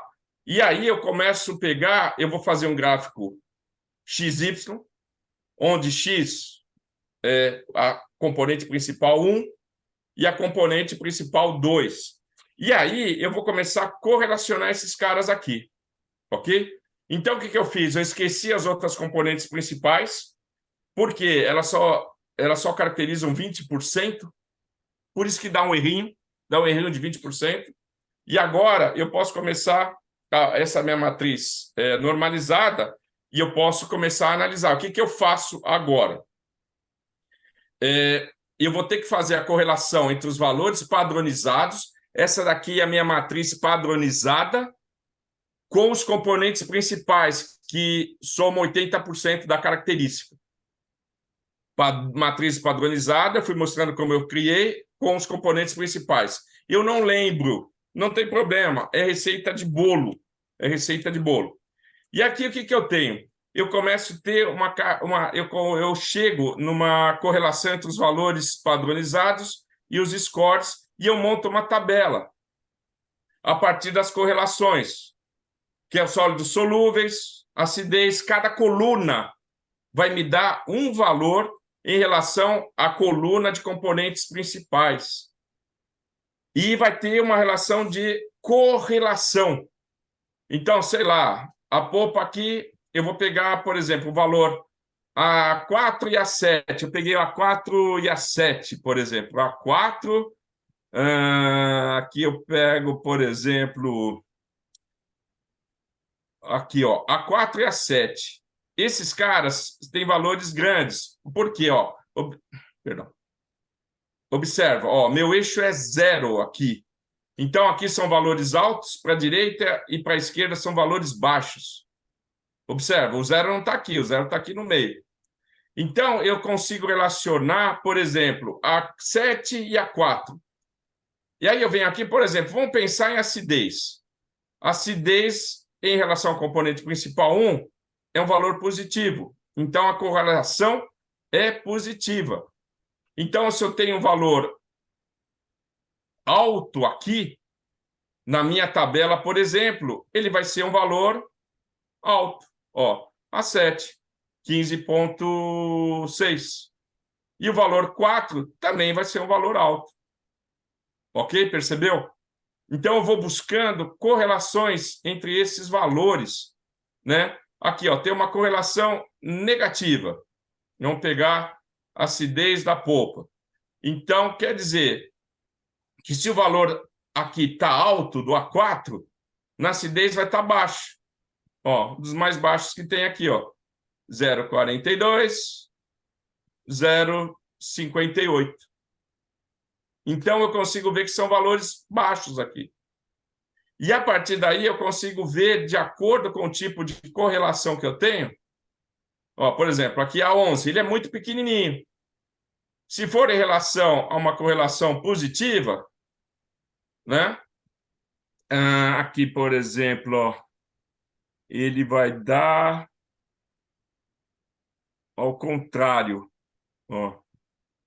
Se ele vai dar o massa-fruto aqui, por exemplo, ó, peguei a 11, ó, ele deu o valor menor que deu aqui. Ó. Por quê? Porque ele está indicando o valor menor lá. Então, o que acontece? Eu consigo gerar relacionamentos entre todo mundo, até que eu consiga gerar, por exemplo, vetores, de maneira que eu consiga olhar e eu posso fazer o mesmo tratamento, inclusive, para o componente principal 2. Até que eu consigo, graficamente, gerar informações de cada uma das características dessa tabela. E, a partir daí, eu consigo tomar decisões mais rapidamente em termos de confecção de relatórios, em termos de tomada de decisão em tempo real, principalmente com uma assertiva maior. Ok? Isso que era o trabalho de você partir de SVD, entrar em componentes simétricos, normalizar, matriz de correlação, aplicar SVD a essa matriz de correlação, criar os componentes simétricos, ver o peso de cada componente simétrico, e aí ter uma matriz de valores correlacionados. Basicamente, era isso que eu queria falar para vocês. Agora eu vou mostrar, em termos de software, o que a gente fez. Daqui a pouco a gente já vai para as perguntas aí, que acho que tem bastante coisa, né? Agora fica mais emocionante, viu? Você vai mostrar as linhas de código, fica mais emocionante. Fica mais, não que a mais matemática, não que a matemática não seja, né? Mas não, você vê na prática, tem outra emoção. Agora você já falou que tem com emoção, é melhor. Vamos aqui. Reinaldo, mostra o show, por favor. Perdão? Oscar, Mostra o show. o Mostra o Oscar show. tem uma pergunta, Reinaldo. Mostra o quê? Perdão, Oscar? Mostra o show, o resultado. O resultado? Vocês estão vendo? Não, mas até agora foi show. Eu me esforcei para que fosse legal até agora, entendeu? Você chegou atrasado, o que você quer que eu faça? Chegou atrasado, estava aí, jantando, o que você quer que eu faça? O Anderson Chegou deu um atrasado. exemplo muito bom. O Anderson deu um exemplo muito bom. Você perdeu, né? A Luciane chamou todo mundo de gordo, mas está tudo bem, não tem problema absolutamente nenhum. A gente sobrevive a isso. Chegou Estão vendo aqui, atrasado e quer sentar pessoal? na janela, né? Esse Oscar não é fácil, não. Tudo bem aqui, pessoal? Então, Estamos lhe vendo. estão vendo? Sei. Roda. Sim. Isso daqui é para quem nunca viu, é uma plataforma, é um ambiente de programação em Python, ok? Basicamente, você coloca o código, você roda e tem as saídas. Certo. Mas o que é legal? É legal para quem não tem muita noção de programação, também não tem nada de errado nisso. Basicamente, em termos de ambiente de programação, você começa a definir bibliotecas. Então, você define as bibliotecas que você está usando. Bibliotecas específicas, bibliotecas de plotagem, você vê que eu plotei aqui, bibliotecas de álgebra linear, aqui ele faz uma biblioteca de SVD. Então, você já tem uma porção de bibliotecas pré-definidas. Aí que vem a nossa conversa, que ela fica mais interessante. Muitas vezes, você não precisa saber o que está ocorrendo. Mas eu digo para você, na maioria das vezes, é interessante que você saiba o que está ocorrendo. Você pode aplicar sem praticamente saber o que eu fiz de SVD, que tem decomposição de matrizes, apesar que eu acho que fica meio fora da realidade, mas você não vai fazer na mão isso. Uma matriz de uma imagem, quanto que é, Augusto? 7.000 por 7.000? Quanto que é lá que a gente fez lá? É a loucura. Você não Que a vai gente fazer na mão. tinha, não, dava 30. Eu acho que dava 7.000 por 7.000. Eu acho que dava 7.000 isso. por 7.000, Pô, entendeu? parem com isso, Reinaldo. Isso é coisa de nerd, bicho. 7.000, porra. Não é O coisa de tamanho da nerd, isso é matriz. coisa do Cabala, número 7 do Cabala, isso é espiritual. Então, o que Tamanho da acontece? matriz, cara. Não, mas isso é uma matriz pequena, cara, não é uma matriz grande. Eu sei. Agora, calcula como você vai calcular a inversa dessa matriz para a matriz dos cofatores. Cara, você vai ficar a inversa dos cofatores. Você vai ficar maluco, cara. Não processa na máquina. Então, você Não tem que processa. buscar técnica Ela para trava. fazer. Basicamente, o que eu fiz aqui, só para seguir aqui, eu vou até seguir aqui, colocar em ordem aqui, que eu tenho uma sequência aqui para a gente que a gente fez, só para a gente não se perder. Então, vem cá. Então, eu parti aqui, tá vendo? Eu parti aqui. Eu vou mostrar os resultados, depois a gente mostra o código, não tem problema absolutamente nenhum. Deu uma bagatela aí de 600 linhas, coisa que o Oscar programa numa noite aí no hotel. Então, o que eu tenho aqui, eu tenho, a gente foi até embora. Oscar, volta aqui com a gente aqui, vai? Então, para todo mundo, volta a gente para a gente ver sossegadinho aqui, Então, o que eu tenho aqui, Eu tenho uma matriz. De onde você pegou essa matriz, cara? É isso que eu ia perguntar. De onde é que Eu você peguei do pegou isso? Excel. Eu peguei do Excel. Uma matriz que eu fiz no Ah, Excel. Eu puxei no Excel, tá vendo? É um data file, PD read Excel. Da onde? Você Pandas dá o Read crédito para ele. Excel. Ok. Você pegou do Excel. Pode vir em outro formato, mas eu peguei do mundo exterior. Isso é um MAI, né? Meio ambiente externo, interno e externo. É o MAI, que você popula as bases de dados. Tem diferentes formatos, mas basicamente esse é o meu dataset, ok? Aí o que eu fiz? Aí são os tratamentos que você vai fazendo. Você importa do Excel, aí você tira. Eu tirei a coluna. O Augusto, a gente fez os dois em duas mãos aqui, tá bom? Só para não falar, eu estou falando eu que está mais fácil aqui de apresentar, mas fica. Então, eu tenho a matriz sem a coluna original, tá vendo? Então, o que é a matriz original? É um NP.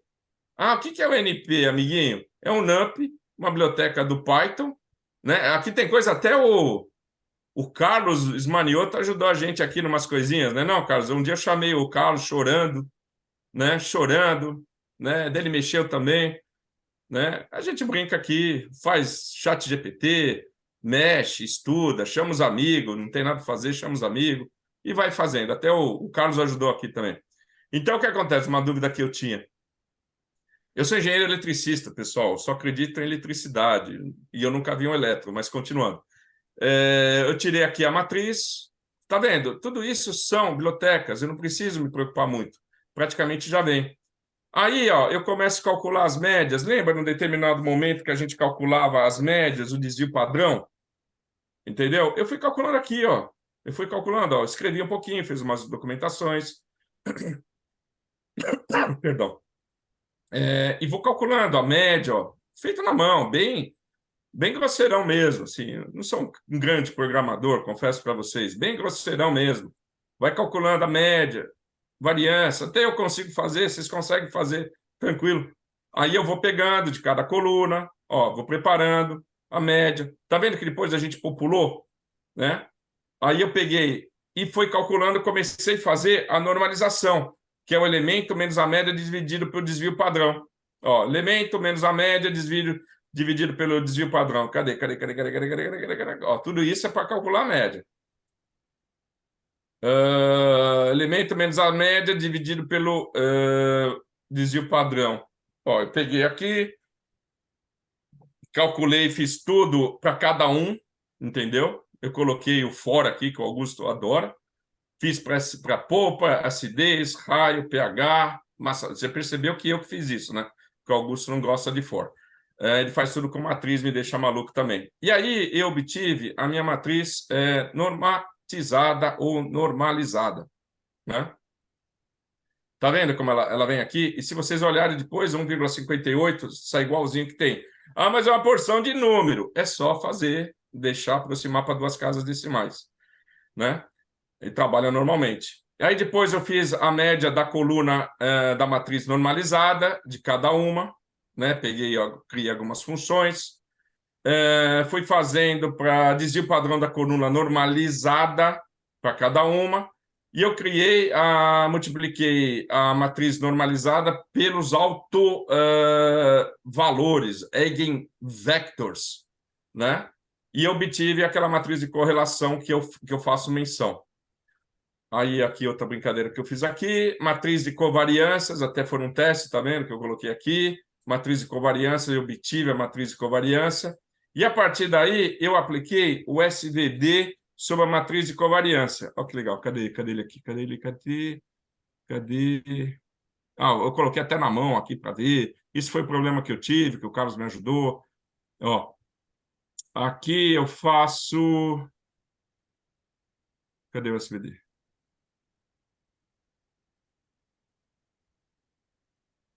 Tá aí, cara. Você tem o U já. U igual. Não, eu quero mostrar a linha aqui, isso que é legal. Isso é da linha 28, que a Cris não me deixa falar aqui. Cadê? Aqui, ó. Aí. Essa linha aqui, tudo que eu falei de SVD se resume nessa linha. Ele chama a biblioteca NUMP, uma biblioteca de álgebra linear. SVD, você entra com a matriz, ele calcula o SVD de você. Você não precisa saber toda aquela teoria, não precisa saber como é que faz na mão, mas é importante que você tenha em mente o que ele vai te devolver. Mas cadê o PCA? O PCA é essa sequência que eu fiz, que eu mostrei para vocês.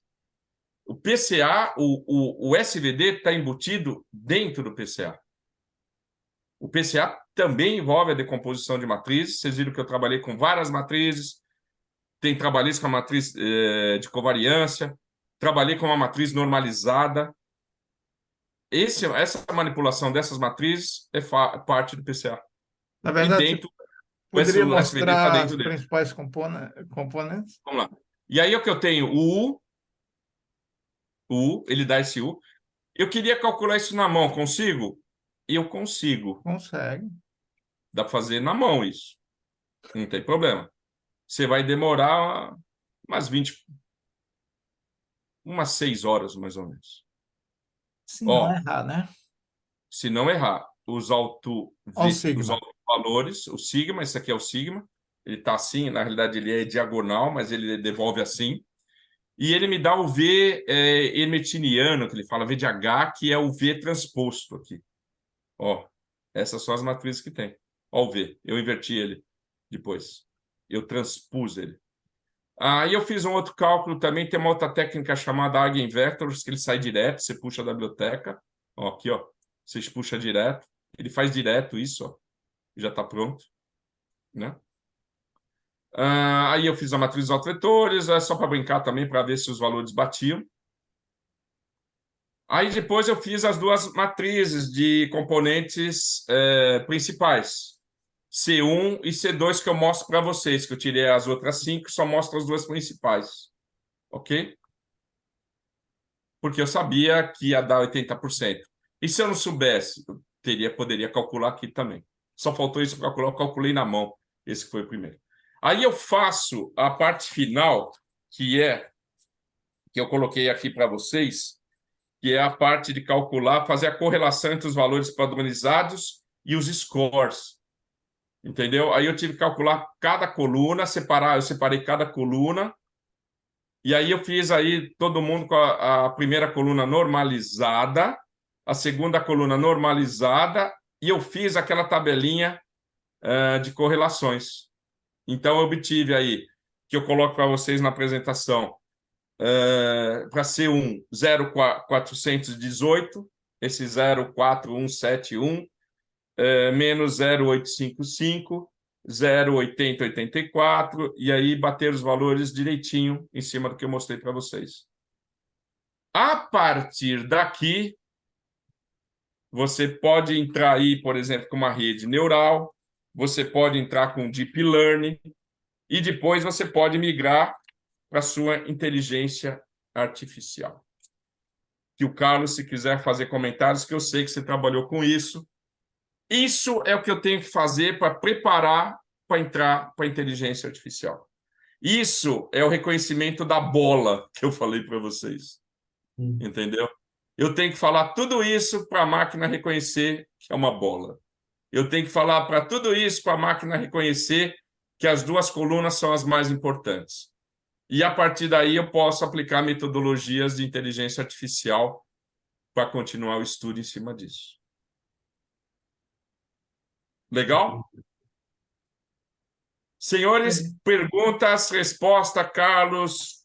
Aí fica aí o que eu queria apresentar para vocês, era isso. Desculpa se foi muito prolixo, mas não tem muito jeito. Eu brinquei um pouquinho, senão para não ficar um ar muito pesado. Agora, perguntas, dúvidas, vamos discutir. Tem mais alguns minutinhos aqui, antes que a gente durma e caia depois. Só para dar um adendo, né? Hoje, se quiser cobrir se uma bola é uma bola, né? Que é algo mais simples. A Google já tem a API deles, né? De imagem que você consegue jogar cachorro, gato, ele te volta o que que é. Já ajuda. Já ajuda. Acho Mas que a base é respondendo a exatamente pergunta do isso. Jax, né? Respondendo a pergunta do Jax. Fala, Carlos, termina, perdão.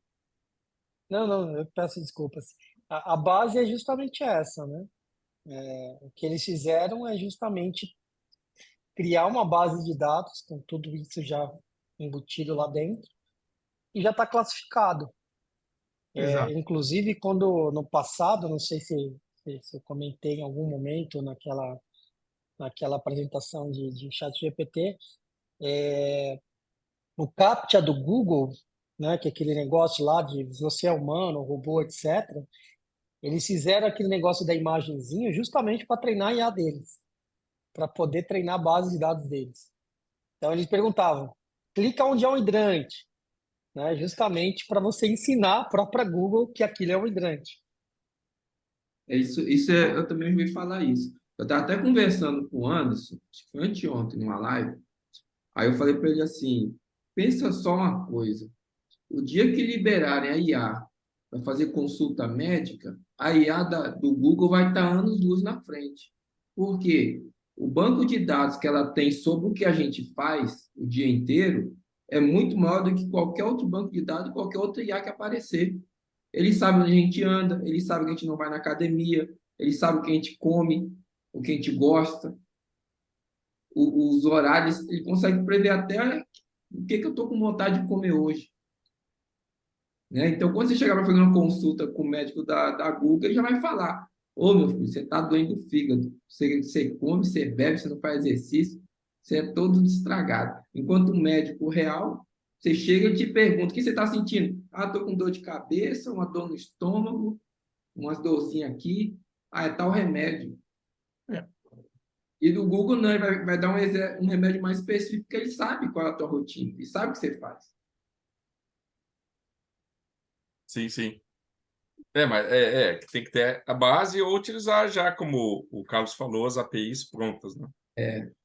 Não, E o futuro vai ser muito, muito louco.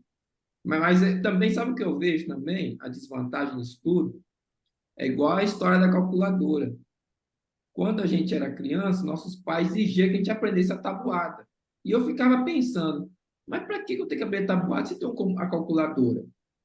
Mas não é questão de aprender que 2 vezes 2 é 4, mas é a sua mente desenvolver os neurônios para você ter outros raciocínios além daquilo, né? E a facilidade da tecnologia hoje está tanta que o jovem hoje ele não pensa, ele vira só um usuário, uma pessoa que sabe onde apertar os botões para aquilo ser executado. Mas na hora de criar, de pensar mesmo em fazer alguma coisa, daqui a uns tempos o cara não vai fazer nem redação, porque para que o cara tem que estudar para fazer redação? Se a IA vai fazer, você vai precisar olhar para ver se está bom ou não e mandar para frente a notícia. Jacques, eu acredito que a gente é um processo que tem que se adaptar, que existe e tem que se adaptar. Só isso, a gente vai ter que se adaptar com o tempo, faz parte do jogo, né? Eu já vi, Oscar, só um minutinho. E que, na realidade, eu não gosto de comparar as gerações anteriores com as gerações atuais. A geração antigamente era melhor. Os avós da gente sempre falavam, antigamente era melhor. Cara, você não tinha chuveiro elétrico, aonde era melhor? Você tomava banho na lata, aonde é melhor? Entendeu? Uma vez eu falei isso para o meu avô, acho que não foi muito legal, né? Então, são esse tipo de coisa que existe. Né? Fala, Oscar, perdão. Porque hoje à tarde estava tendo uma conferência aí com o pessoal dos Estados Unidos e um dos caras, ele fez um comentário muito interessante, que ele está fazendo um mestrado não sei onde, não sei o que, não sei quanto, sobre inteligência artificial, e ele comentou uma coisa assim, mais ou menos. Cara, que nossos filhos, até a gente mesmo, porque a gente vai entrar mais rápido do que a gente imaginou nesse negócio de IA, ou que a gente comece, que nossos filhos caprichem maneira de encontrar uma atividade ou a atividade que gosta de fazer, entrar a um outro nível, se especializar ou fazer uma questão mais complexa, porque senão a IA vai te substituir facilmente, entendeu? Aí eu fiquei pensando no final da tarde isso. Falei, cara, no início eu achei, cara, o cara está sendo muito radical. Mas aí eu concluí que o cara tem razão. Se o negócio é literalmente substituível fácil, o cara vai ficar sem emprego em um mês. eu, Negócio assim, brutalmente rápido. Oscar, complementando o que você falou, eu vi uma reportagem ontem na BBC Hum, sobre AI, ok? hum. Artificial Intelligence, AI. E o cara estava falando que ele demorava numa tomada de um filme lá, ele demorava com 20 pessoas, eram vários dias, eram 2, 3 dias. Hoje em dia ele faz com 4 pessoas. É, mas Parte é, está sido substituído, né? Foi automatizado, operacionalizada. E aí ficar com os caras que, de fato, fazem um fine tuning para pegar um negócio avançado e dar aquele toque que não tem jeito. Ou, outro dia, um outro cara passou da TV, cara, ou se especializa em ser encanador, porque o encanador não tem como substituí-lo. por enquanto, né? Por Por enquanto, enquanto, porque se você for olhar bem no futuro mesmo, quando tiverem as máquinas já podendo andar igual a gente e executar qualquer serviço, o homem não vai precisar trabalhar. Aí as pessoas vão falar, nossa, que beleza que vai ser. Só que tem um porém. Igual o celular que a gente compra hoje é porque as empresas precisam de dinheiro, então elas geram produtos melhores. Quando as IA estiver trabalhando e tudo, e não precisar mais ter essa concorrência, porque elas que vão estar fazendo tudo, não vai ter mais produto novo. Porque não vai fazer sentido. O homem não vai estar trabalhando, não precisa convencer o homem a comprar, porque o dinheiro já vai ser, a moeda vai ser diferente. E eu acho que tem uma complementação aí, vocês estão corretos, do Oscar. Eu estou lembrando de um vídeo aí, rolou aí, eu passei para vocês, para grande. Eu vou montar o WhatsApp com vocês. Me dá uma semana, um pouco aí, que eu vou montar o WhatsApp para a gente poder trocar informação. O Oscar está falando aí, eu falo também do plumber, né, para o encanador.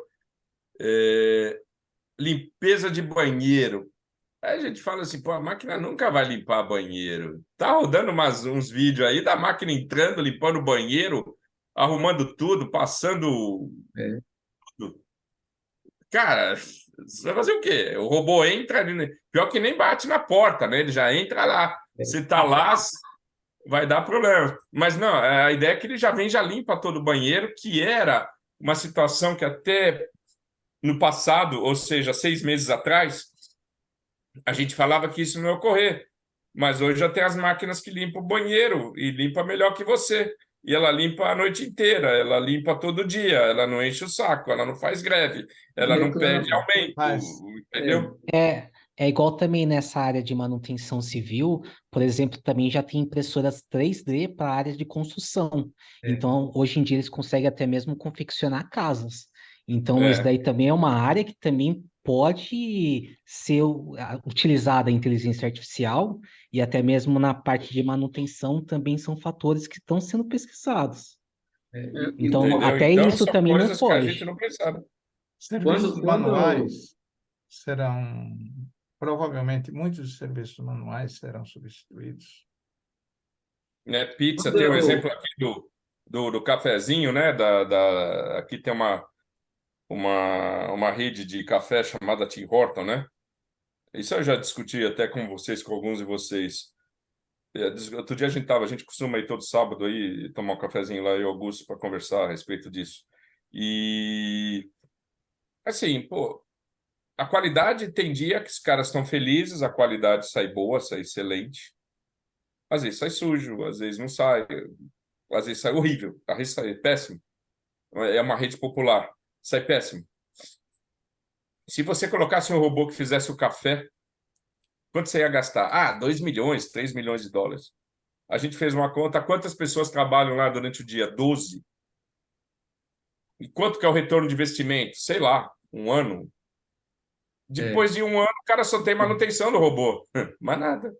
Ó, eu trabalhei nas fábricas da Toyota e teve uma época que eu era operador. O que o operador faz? O operador ele abastece a máquina, ele tira e, dependendo da situação, ele troca alguma peça que tem algum desgaste, né? Por exemplo, uma mídia, alguma coisa. Aí, quando eu estava trabalhando, eu ficava pensando, mas por que eles não colocam 100% robô? Aí, quando eu comecei a trabalhar, eu entendi por que eles não colocavam 100% robô. Não é por causa do custo, é porque o robô, a hora que quebra, por exemplo, a faca que está cortando lá para tirar a rebarba, o robô não entendia que tinha quebrado. Ele começava a soltar peça errada, peça estragada. Com a inteligência agora, eu acredito que ela vai ser capaz de identificar que aquela peça quebrou e está soltando peça errada. Então, a substituição do homem já é iminente isso daí. Porque, é como você falou, o robô não reclama, não cansa, vira 24 horas, não precisa de luz, né? O mínimo ele já está fazendo ali. E o ser humano não. Igual coletar lixo. Pô, é um dos empregos mais rústico e bruto que tem é o coletor de lixo. Mas se tiver um caminhão autônomo que coleta lixo dia e noite, resolveu o problema da coletagem de lixo. Resolver o problema. Aí Isso vai tem alguns acontecer. pontos. Tem alguns pontos interessantes, Jacques. Naquela época que você estava falando, não tinha IoT. Hoje tem IoT, acho que aí amarra com o Oswaldo, tem IoT que já faz. Como que é a nova manutenção lá? Corretiva, preventiva, preditiva, qualquer outra lá que você falou lá. A manutenção prescritiva. que já junta a Prescritiva. parte prescritiva, que ela já utiliza a parte de internet das coisas, inteligência artificial. Então, é esse novo método de manutenção que ele acaba sendo mais avançado do que a preditiva. É outra coisa aí de estado da arte aí. Pessoal, eu vou só Bom, cortando sem cortar, eu vou parar de gravar e aí a gente continua o papo. tá bom. Eu Bom, vejo. já, então, acho que Tudo eu bem, queria senhores. agradecer aí a presença de vocês aí. Eu acho que foi muito legal, um papo bem interessante, que deu